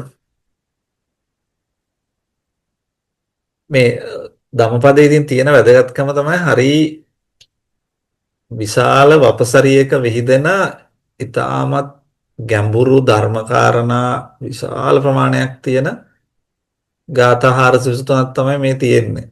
ඉතින් පාඩම් කරගන්න පුළුවන් වුණොත් ඉතින් ලොකු දෙයක් වටින දෙයක් ඉතින්. ඒකයි මම වරින් වර පටන් ගන්න කියලා කිව් උනන්දු කරවන්න හේතුනේ. ඒක කරගෙන යනකොට පුරුදුනාට පස්සේ ඒක ලොකු බරක් වෙන එකක් නෑ. මොකද මම දන්නවා ධර්මයට කිසිම උනන්දුවක් නැති මම දන්න එක මම O level කරන කාලේ මට උගන්වපු එක ගුරුවරයෙක් එයා මට උදාහරණයක් කිව්වට අවුරුද්දකට දෙකකට කලින් සිද්ධ වෙච්ච දෙයක්. එයා A level කරනකොට වෙච්ච සිද්ධියක්. එයා මේ සයන්ස් කරලා කරගන්න බැරි වෙලා පස්සේ එයාට කොහොම හරි මේ A level පාස් කරගන්න උවමනාව තිබිලා ආර්ට් වලින් A level කරන්න පටන් අරගෙන ලේසි කියන්නේ සිංහලයි තව මොන හරි ඔහම විෂයන් දෙකකුත් එක්ක තුන්වෙනි විෂය තුනක් තිබිච්ච කාලේ තුන්වෙනි විෂය හැටියට එයා අරන් තියෙන ඉතින් මාස 6කින් වගේ A level කරගන්න ඕන නිසාවෙන් පාලි භාෂාව අරගෙන තින්නේ තුන්වෙනි විෂය හැටියට. පාලි භාෂාව අරගෙන එයා ඉස්සෙල්ලම කරපු කාරණාව තමයි ධම්මපදය සම්පූර්ණයෙන් කටපාඩම් කරපුවා. හිතන්නකෝ දැන් මෙච්චර බුද්ධ ආගම ගැන පැහැදිමක් ඇති වෙලා තියෙන අපට නැති උනන්දුවක් A level විභාගය කරගන්න කියන අරමුණ වෙනුවෙන් ඒක නා ධම්මපදයේ ගාථා 423 මම හිතන්නේ මාසයක් වගේ පොඩි කාලයක් ඇතුළත මොකක් හෝ හේතුවක් මම කියන්නේ වීරය කියන එක වීරය මම මේ වීරයට මම මුලින්ම අහපු උදාහරණය මේක තමයි වීරයට ඒ මනුස්සයා හොඳටම විභාගිත කරගත්තානේ පාලි භාෂාවෙන් මේක පාලි භාෂාවත් පාස් වෙලා කැම්පස් ගිහලා උපාධියත් කරගත්තා දැනට එයා ආයුර්වේද දොස්තර කෙනෙක් අතරම අනිත් පැත්තේ එයා ඉව සම්පූර්ණ තමන්ගේ කැරියර් එක වෙනස් කරලා ඉවර වෙලා මාකටිං පැත්තේ වැඩ කරලා එහෙම කරලා අන්තිමට දැන් නතර වෙලා තියෙන ආයුර්වේද දොස්තර කෙනෙක් වෙලා. දැන් මං කියන්නේ දැන් මේ මිනිස්සයා මං ගන්න උදාහරණ ගොඩක් ලාට ඒ කියන්නේ හිතුවොත් දෙයක් කරනවා. හිතන්නකෝ දැන් බයෝ සයන්ස් කරලා ඉස්සෙල්ලා A level කරපු කෙනා අපට O level කාලේ පන්තියක් කරා සයන්ස් O level සයන්ස් පන්තිය කරපු ගුරුවරයා මම කියන්නේ. අපි පන්සලේ හිටියේ. අපිට දහම් පාසලේ උගන්වපු ගුරුවරයෙක් මේ. අර විදිහට සයන්ස් කරලා එලින්ම පාලි වලින් A level කරලා කැම්පස් ගිහිල්ලා ඒ ඩිග්‍රී එක ලෙලට ඇවිල්ලා මාකටිං ජොබ් එකක් කරලා කාලයක් තිස්සේ ටික කාලෙකින් සම්පූර්ණස් කළා. සම්පූර්ණ ක්වොලිෆයිඩ් ආයුර්වේද ડોක්ටර් කෙනෙක් වුණා ඒ විභාග පාස් කරලා. දැනට රසාව ආයුර්වේද ડોක්ටර්. හිතනවා කොච්චර ඒ මනුස්සයාගේ මේ ඒ කියන්නේ හිතුවොත් කරන්න පුළුවන් කියන කාරණාව මොනවද? ඒ සයන්ස් වල තිබ්බ ආසාව අත්හැරගන්න ඒක බැරි වුණා. ආයුර්වේද කියනවා සංස්කෘත ශ්ලෝක පාඩම් කරගන්න ඕනේ නැතුව පෙහෙත් දෙන්න බෑ.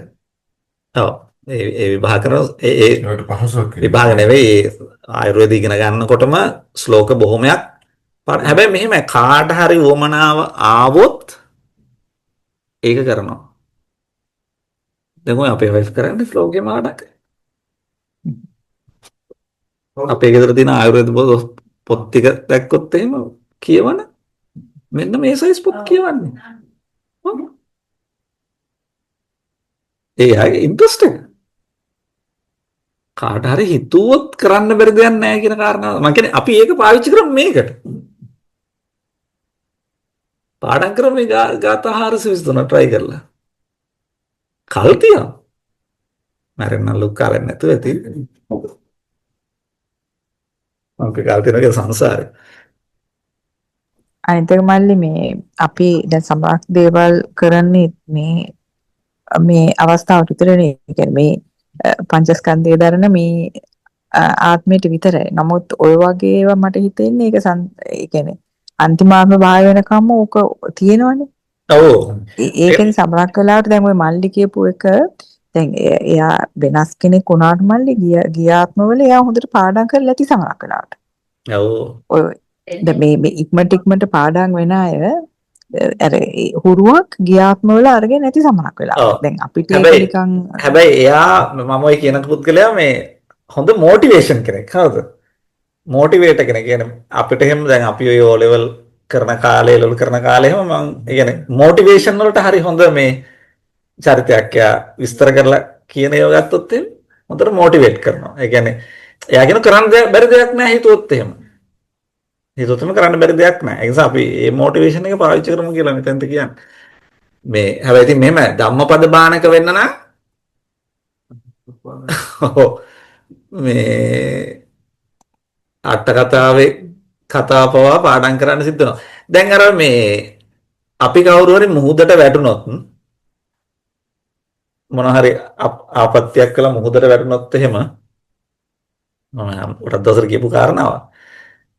දැන් අර ගිය සතියේ කතා කරපු කවුද දේවංගන මණිමේකලා දෙව්දුව ඔන්න නිවාඩු ගිහිල්ලත් නැතුව අපි හිතුව මෙයා හොඳට මුහුද දිහා බලාගෙන හිටියා කියලා.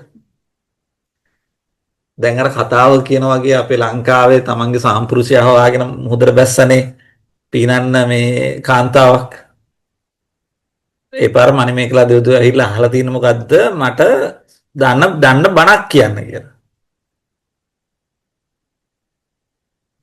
දැන් අපිටත් ඔහොම වෙච්ච වෙලාව අපි හිතමු දැන් ඔන්න හොඳට අපි පළවෙනිම අපිට හොඳට පීනන්න පුළුවන් කියලා හිතමුකෝ. පීනන්නත් පුළුවන්. හදිසි කරදරයක් වෙලා විපතක් වෙලා දැන් ඔන්න මුහුදේ පීනන්න ගත්තා. දැන් මණිමේකලා දෙව්දුව ඇවිල්ලා ඇහුවොත් එහෙම බණක් කියන්න කියලා. සූත්‍රයක් එහෙම පාඩම්ද? දැන් මෙච්චර කාලයක් මම පොඩි මේ මතක් කියන්නේ මේක මොකද්ද කොට කියන්නේ සංවේගයේ උපදවන කාරණාවක් හැරට කියන්නේ දැන් මෙතෙක් කාලයකට මොකක් හෝ සූත්‍රයක් පාඩම් කරලා තියෙනවද? දැන් ගාථාන යමක වගේ පාඩම් කරාකෝ දැන් අපි ආයෙ පටන් ගත්තා. සූත්‍රයක් පාඩම් කරලා තියෙනවද? ඒක පුළුවන් නේ. පුළුවන්. ඊට අමතරව මණිමේකලා දෙව්දුවගොත් මොක අපි හැමතිස්සෙම අහනවනේ. ඊට නෑ පිරිත් කියන නෙවෙයි පිරිත් නෙවෙයි සූත්‍රය කියන්නේ. එසා නිකන් මණිමේකලා දෙව්දුව නිකන් තාම විස්තර දැක්කේ සතිය අපි කතා කරන්නේ දිගට ප්‍රශ්න අහනවනේ. අර ගිය පාර අහපු මොකද්ද ජාතකෙ මල්ලි මහාජනකනේ. මහාජනක ජාතකේ මොකද්ද අචින්ති මොකද්ද අර ප්‍රසිද්ධ ගාථා මොකද්ද? චින්තිතම්පි භවිස්සති අචින්තිතම්පි භවස්සති තම්පි විනාශිත මොකද්ද නොම එකක් කියලා අර කවුද අර හාමුදුරු කියන්නේ ඔය තියෙන මහාජන අඩු ගානේ අපි දන්නවනේ මේ ජාතාව තියෙන මොන ජාතකයේද කියලාවත් අඩු ගානේ මහාජනක ජාතකේ. දැන් මහාජනක ජාතකයේදී අර මහබෝසතාණන් වහන්සේ මුහුදට වැටලා පීනනකොට දවස් 7ක් විතර 7 වෙනි දවසේ ඇවිල්ලා මණිමේකලා දෙව්දුව දිගටම ප්‍රශ්න අහනවා. ඉතින් අපිට එහෙම අපෙන් එහෙම ප්‍රශ්න આવොත් එහෙම අපි ওই සූත්‍ර කිව්වොත් එහෙම ඔයිට නේ ඔයිට වඩා හොඳ මේ ඔයිට වඩා වෙන සූත්‍රයක් කියන්න කියලා කිව්වොත් එහෙම නෑ. මං කියන්නේ අපි දැන් කාලයක් තිස්සේ ධර්මයේ ඉගෙන ගන්නකොට මම කියන්නේ උත්සාහ කරන්න වටිනවා මොනවා හෝ කියන්නේ යම්කිසි තැනක කෙටි සූත්‍රයක් හෝ පාඩම් කර ගන්න උත්සාහ කරන්න වටිනවා කියන එක. මම මටත් එක්කම තමයි කියන්නේ අපි මේ කෙටි සූත්‍රයක් හරි පාඩම් කරන්න වටිනවා නේද? අපි අංගුත්තර නිකායේම සූත්‍ර තැන් වලින් ගොඩාක් තැන් වලින් එක එක සූත්‍ර කරලා තියෙන නිසා එහෙම එකක් පාඩම් කරන්න එහෙම වටිනවා කියලා මට හිතන එක වෙලාවකට. දැන් උදාහරණයක් හිතගත්තොත් එහෙම මේ අපි ඉගෙනගත් පොළොව සූත්‍රයත් අපි කරා එක පොඩි කෙටි සූත්‍රයක්. මේ කෙටි නෑ මට මේ තව සූත්‍රයක් මතක් වුණා මේ ඔක්කොගේ ආමෙන් මේක අපි කරානේ මේ ඒක එච්චරම දිග නෑ මේ මෙතනින් ඉවර මේ ගාත 5ක් 10ක්ද තියෙන්නේ මෙතන ගාත 4යි තියෙන්නේ ගාත 4යි මෙතන මේ කාරණා 4යි තියෙන්නේ මේ පොඩි ඡේද 4ක් තියෙන්නේ අග්ගප්‍රසාද සූත්‍රය කියලා මම කියන කාට හරි විස්තර කරලා දෙන්නත් නිකන් හොඳ මට්ටමක දෙන සූත්‍රයක් කියලා මට හිතෙනවා අග්ගප්‍රසාද සූත්‍රය කියන චත්තාරෝ මේ භික්ඛවේ අග්ගප්‍රසාදා කතමේ චත්තාරෝ යාවතා භික්ඛවේ සත්තා අපදාවා දිපදාවා චතුප්පදාවා බහුප්පදාවා රූපිනෝවා සංඤිනෝවා නේව සංඤිනා තථාගතෝ තේසං අග්ගමක්ඛායති අරහං සම්මා සම්බුද්ධෝ යේ භික්ඛවේ බුද්ධෝ පසන්නා අග්ගේතේ පසන්නා අග්ගේ කෝපන පසන්නාන අග්ගෝ විපාකෝ හොති කියලා මේ වගේ අර හොඳට ඉගෙනගෙන තියෙන සූත්‍රයක් පාඩම් කරන එක ලේසි වගේ ලේසිම නෑ උනාට මං කියන්නේ ඒ වුණාට ඔය කිව්වට අමාරුයි කියලා සූත්‍රවල තියෙන ලේසිය තමයි බුදුහාමුදුරෝ සූත්‍ර දේශනා කරද්දී ඒ කියන්නේ දීර්ඝ සූත්‍රයක වුණත් එක හා සමාන කොටස් ගොඩාක් තියෙනවා. නැවත නැවත එකම සමාන කාරණාවේ පොඩි වෙනසක් කරලා නැවත නැවත රිපීට් කරන දේවල් ඒවා ගොඩාක් තියෙනවා. ඉතින් ඒ වගේ ඒවයේදී අදහස් ඔලුවට ගත්තට පස්සේ දැන් මේ පටන් ගන්නෙම මේ පරිච්ඡේද 3ම පටන් ගන්න යාවතා භික්කවේ කියලා පටන් ගන්න. මේ සත්තු ගැන මෙතන කතා කරන්නේ. ඊට මෙතන මේ සංකත ධර්ම අතර ආරෂ්ඨාංගික මාර්ගය තමයි අග්‍ර කියලා කියන්නේ මෙතන.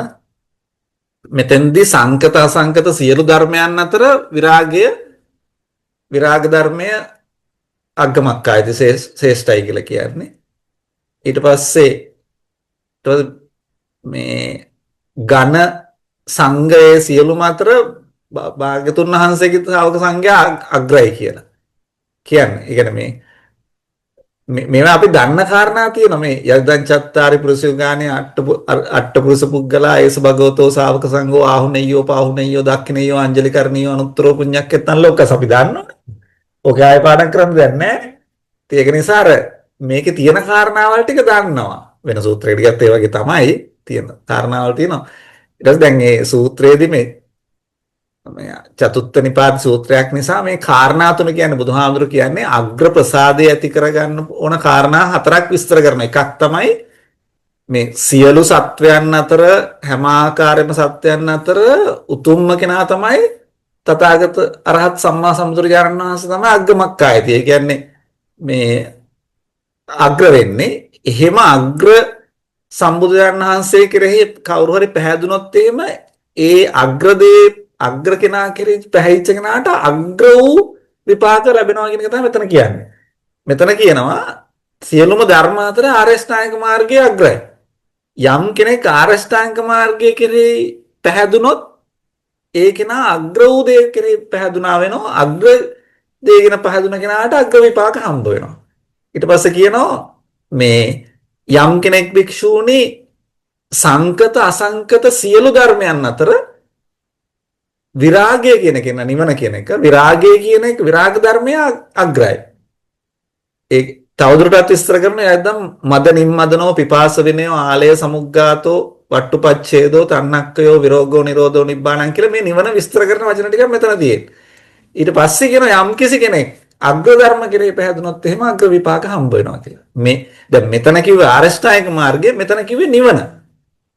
හරිද? දැන් මුලින්ම බුදුහාමුදුරු ආරෂ්ඨායක මාර්ගය නිවන ඊට පස්සේ අන්තිමට කියනවා යම් කිසි සංඝාවා ගණාවා. ඒ කියන්නේ පිරිස සංඝයා ඉන්නවනම් පිරිස ඉන්නවනම් ඒ අතර තථාගත ශ්‍රාවක සංඝයන් වහන්සේ අග්ගමක්ඛායති. කොයි වගේද කියනනම් චත්තාරි පුරුෂ යුගානේ අට්ඨ පුරුෂ පුද්ගලා ඒස භගවතෝ ශ්‍රාවක සංඝෝ ආහුනේයෝ පාහුනේයෝ දක්ඛිනේයෝ අංජලි කරණීයෝ අනුත්තරං පුඤ්ඤක්කෙත්තං ලෝකස්ස. ඒ භික්ෂුන් වහන්සේලා කෙරේ නැත්නම් සංඝයා කෙරේ ප්‍රසන්න වුණොත් ඔහු අග්‍රම කෙනා කෙරේ ප්‍රසන්න වුණා වෙනවා. අග්‍රම දේ කෙරේ ප්‍රසන්න වෙච්ච කෙනාට අග්‍ර විපාක හම්බ වෙනවා කියන එක මේ එක වගේ තියෙන්නේ. ඊට පස්සේ ඔය ධර්ම කාරණා හතරම ගාථා හතරකින් මෙතන විස්තර කරනවා. මේකෝ වික්කවේ චත්තාරෝ අග්ගප්පසාදාති අග්ගතෝ වේ ප්‍රසන්නානං අග්ගං ධම්මං විජානතං අග්ගේ බුද්දේ ප්‍රසන්නානං දක්ඛිනේය අනුත්තරේ කියලා එක ගාථාවකුත් අග්ගේ ධම්මේ ප්‍රසන්නානං විරාගූප සමේ සුඛේ අග්ගේ සංඝේ ප්‍රසන්නානං පුඤ්ඤක්කෙත්තේ අනුත්තරේ අග්ගස්මින් දානන්දතං අග්ගං පුඤ්ඤං පවඩ්ඩති අග්ගං ආයුෂ වන්නෝච යසෝකිත්ත සුඛං බලං අග්ගස දාතා මේදාවි අග්ග ධම්ම සමාහිතෝ දේව භූතෝ මනුස්සෝවා අග්ගප්පත්තෝ පමෝදති इति කියලා ගාථා හතරක් තියෙනවා. දැන් ගාථා හතරකුත් පාඩම් කරන්න සිද්ධ වෙනවා. මේ කටට හුරු වුණාට පස්සේ මේක අමාරු නෑ. මම මේ උදාහරණයක් කිව්වේ කොහොමද සූත්‍රයක් පාඩම් කරන්න කියන එක. හැබැයි මේක අට කතාව ලේසි. අට කතාව පාඩම් කරන්න බොහොම පොඩ්ඩයි තියෙන්නේ. පාඩම් කරනවා නම් චතුත්ථය අග්ගේ සුපසාද අග්ගාවා පසාදාති අග්ගප්පසාදෝ යාවතාති යත්තක ඕම කියලා පොඩ්ඩයි තියෙනවා. චුට්ටි කාරණා ටිකක් තියෙන්නේ. මේ අට කතාව පොඩි. ඉතින් මේ වගේ සූත්‍රයක් නම් අට කතාවත් එක්ක පාඩම් කියලා මට කියන්න පුළුවන් වගේ පාඩම් කරන්න පුළුවන්. මම දන්න පාඩම් කරන්නේ නැහැ කියලා. සරවල්ලුනේ. මම කිව්වේ මම කියන අපි අර යන්න ඕන තැන කියලා මම කිව්වේ. ඒ කියන්නේ ධම්මපදයේ පාඩම් කරන්න, සූත්‍රයක් පාඩම් කරන්න මේ ඇත්තටම බලන්න එතකොට අපි දන්නවා යම් මොකක් හරි දෙයක් දන්නවා කියලා නේ. අන්න හරි. කවුරු හරි කියන්නේ නේ. ඔව්. ඒක මොන මනසට කියන්නේ මම මේක ලහුවුත් විතරක් නෙමෙයි මම කියන්නේ මෙහෙම දැන් අනිත් එක තමයි ඔව් දැන් නැත්තම් මම මේක ලහ එනකන් මේ දැන් මම මේක ලහන්න නෑ නෑ ඒක නෙමෙයි මම කියන්නේ දැන් මේ ධර්මය හුරු කරගත්තාම තියෙන වැදගත්කම තමයි අපි තව නොබෝ කලින් මැරෙනවනේ මොකටද දන්නේ එන්නම් අපායට ගියොත් අනේ කියන්නකෝ ඇයි මේව පාඩම් කරන එකේ තියෙන මතු ප්‍රයෝජනය මොකක්ද? ඒක ඇත්තට ටිකවත් කරන්නේ. මට ඒක වුණා කරලා දෙන්නේ. යන්නේ මත් ප්‍රශ්නවල ආය අපි සංකල්ප මතකේ අපිට ප්‍රශ්න පුළුවන් දැන් අන්න ඒක තමයි මම බලාපොරොත්තු වෙන්නේ. සෝතානුදත සූත්‍රය කියලා තියෙන විදියට බුදුහාමුදුරන්ගේ නවාංග ශාස්ත්‍රීය ශාසනයේ යම් දෙයක් පාඩම් ඒක කියතර යම් දෙයක් නේ සම්පූර්ණ පාඩම් කරාට පස්සේ මේ කියතනේ ඒ පාඩම් කරාට පස්සේ දේවනිකායක ඉපදුනාට පස්සේ ගොඩාක් කාලයක් ගිහිල්ලා සමහර නිකම්ම තනියම තමට මතක් වෙන්න පුළුවන්. එහෙම නැත්නම් කාලයක් ගිහිල්ලා ධර්ම කතික භික්ෂුන් වහන්සේ නමක් ඇවිල්ලා ධර්ම දේශනා කරනකොට කියනකොට මේක අපි ඉගෙන ගත්තනේ කියලා මතක් වෙන්න පුළුවන්. ගොඩක් කාලයක් ගිහිල්ලා හරි ගමන්නේ. එහෙම නැත්නම් සමහර වෙලාවට ධර්ම කතික දෙවියෙක් ඇවිල්ලා දෙවියෙක් බ්‍රහ්මෙක් විදිහට ධර්ම දේශනා කරන වෙලාවට මතක් වෙන්න පුළුවන්. එහෙමත් නැත්නම් දිවලෝක ගිහලා කාලයක් ඉන්නකොට තමන් එක්ක මේ ශාසනයේ කරපු කෙනෙක් එහෙදි මතක් වුණාට පස්සේ යහළුව මතකද අපි ඒ දවස්වල වැලිසෙල්ලම් කරා කොම්පියුටර් හදුවා වගේ කියලා. අන්න ඒ වගේ මතකද යහළුව අපි මේ ශාසනය මෙහෙම ධම්මපදයේ පාඩම් කරා කියලා මතක් වුණාට පස්සේ උදාහරණ කියලා තින්නේ මේ වහවහා ධර්මය තේරෙනවා කියලා. ඒ කියන්නේ දැන් සමහර කෙනෙකුට සසර පුරුදු මතුවෙනවා. දැන් සමහර කෙනෙකුට දැන් දැනටුණත් අපි දකින සමහර වෙලාවට යම් කෙනෙකුට මේ ධර්මය හුරුයි. සූත්‍ර හුරුයි, ගාථා හුරුයි. නේද? එහෙම වෙන්නේ කොහොමද? ඒ කෙනා සංසාරයේ මීට කලින් මේවා කරලා තියෙන නිසා. දැන් කෙනෙකුට පන්සල් හුරුයි, ආගමික වතාවත් කරනවා හුරුයි, වන්දනා හුරුයි, ධර්මයේ හුරුයි, භාවනා කරලා පුරුදුයි. ඒ හැමදේම වෙන්නේ සංසාර පුරුදු. මේක අර වෙලා තින්නේ අපත යන්නේ නැහැ. කරන දේවල් ප්‍රමාණය අපත යන්නේ නැහැ. ඒක නිසා මේ විභාගයක් කරමුණු නොකරාට ටයිටල් එකක් බලාපොරොත්තු නොවුනාට දැන් කාලේ ගොඩක් දේවල් කරන්නේ ඒකනේ. එක්ක ඩිග්‍රියක්, එක්ක MBA එකක්, MPhil එකක්, මාස්ටර් එකක් ඕක කරන්නේ. දැන් බලන්නකෝ ඇත්තටම අපි ගත්තොත් එහෙම ගොඩාක් මිනිස්සු හිතන්නකෝ මාස්ටර් කරනවා, MPhil කරනවා, MBA එකක් කරනවා ඊට පස්සේ කොච්චර වෙරවැයමක් දරනවද මේ ඒ වෙනුවෙන්නේ නිදි වරනවා මම දැන් මෑත කාලේ දැකලා ඉන්න ගොඩාක් මිනිස්සු මහන්සි වෙනවා ඒ වෙනුවෙන්. හැබැයි මම හරිම අඩුවෙන් දකින්නේ ඒ මහන්සිය කෙනෙක් ධර්මය වෙනුවෙන් කරනවා කියන එක. ඒ කියන්නේ සම්පත් සිකුරාදට විතරක් කරලා මදි කියන එක තමයි කියන්න තියෙන කාරණාව. ඒ නිසා මේ ඊට වඩා මේකට බහින්න ඕන.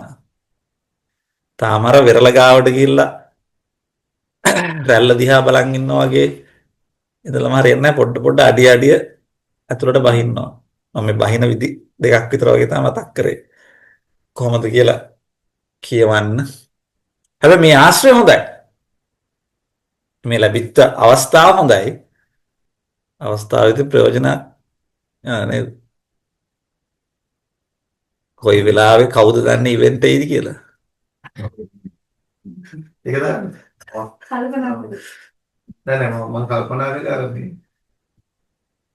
ස්වාමීන් වහන්සේ කියලා තිබුණා මේ රාත්‍රී කාලේ කෙනෙක් සත්‍යයනා කරනවා අනිත් එක අහන් හිටියා කියලා. බුරුමේ පාඩම් කරේ එහෙමයි කියලා. බුරුමේ පාඩම් කරන එක විදියක් නේ රැට ඔව්. කෙනෙක් සජ්ජායනා කරද්දී අනිත් අය අහන් ඉඳලා පාඩම් කරනවා. ඒකත් එක්ක ක්‍රමයක්. අපිට ඇහෙනකොට පාඩම් දැන් අර අක්කේ කතාවත් හරි දැන් මේක මොනවාද අපිට ඇහෙනවා නම් ගාථා කවුරු හරි කියනවා ඒක පාඩම් වෙනවා. පාඩම් ඒක පිළිද්දාවන්නේ දැන්. නෑ අපිට අර නෑ ඒක නෑ අපේ දැන් අපේ ගෙවල්ලත් වගේ ප්‍රශ්න තියෙනවා. ඒකෙන් දැන් තියෙනවා අපේ මේ ධර්ම සාකච්ඡාවක් දැම්මොත් යනවා නින්ද යාමස් කායේ ස්ලීපින් ටැබ්ලට් ගහලා වගේ යන්නේ ඒක. ඒ කියන්නේ දැන් ගෙදර දුන්නත් කාර් එක දුන්නත් ඒ බණක් දැම්මොත් ඉතින් මම නෙවෙයි වෙන අය ගැන කියන්නේ. නෑ දැන් මම මුලදී වරද්දාගත්තා. නෑ මම නම් බණ අහන්න කරේ බණක් දාන නිදාගත්තා. නෑ මම නම් බණ වැඩි ප්‍රමාණයක් අහන්නේ ඩ්‍රයිව් කරද්දී. මොකද ලොකු වෙලාවක් අපේ දවසේ ගත වෙනවා නේ වෙනවට. මම නම් කාර් එකේ නෑ දැන් බණ හැරෙන්න ටක්කර දෙවත් එනවා. ඒක වදලා. ඒ කියන්නේ බණ ඇහෙනකොට නිදා ගන්න ඕන කියන එක පුරුදු කරලා දැන් ඒක වැඩිලා.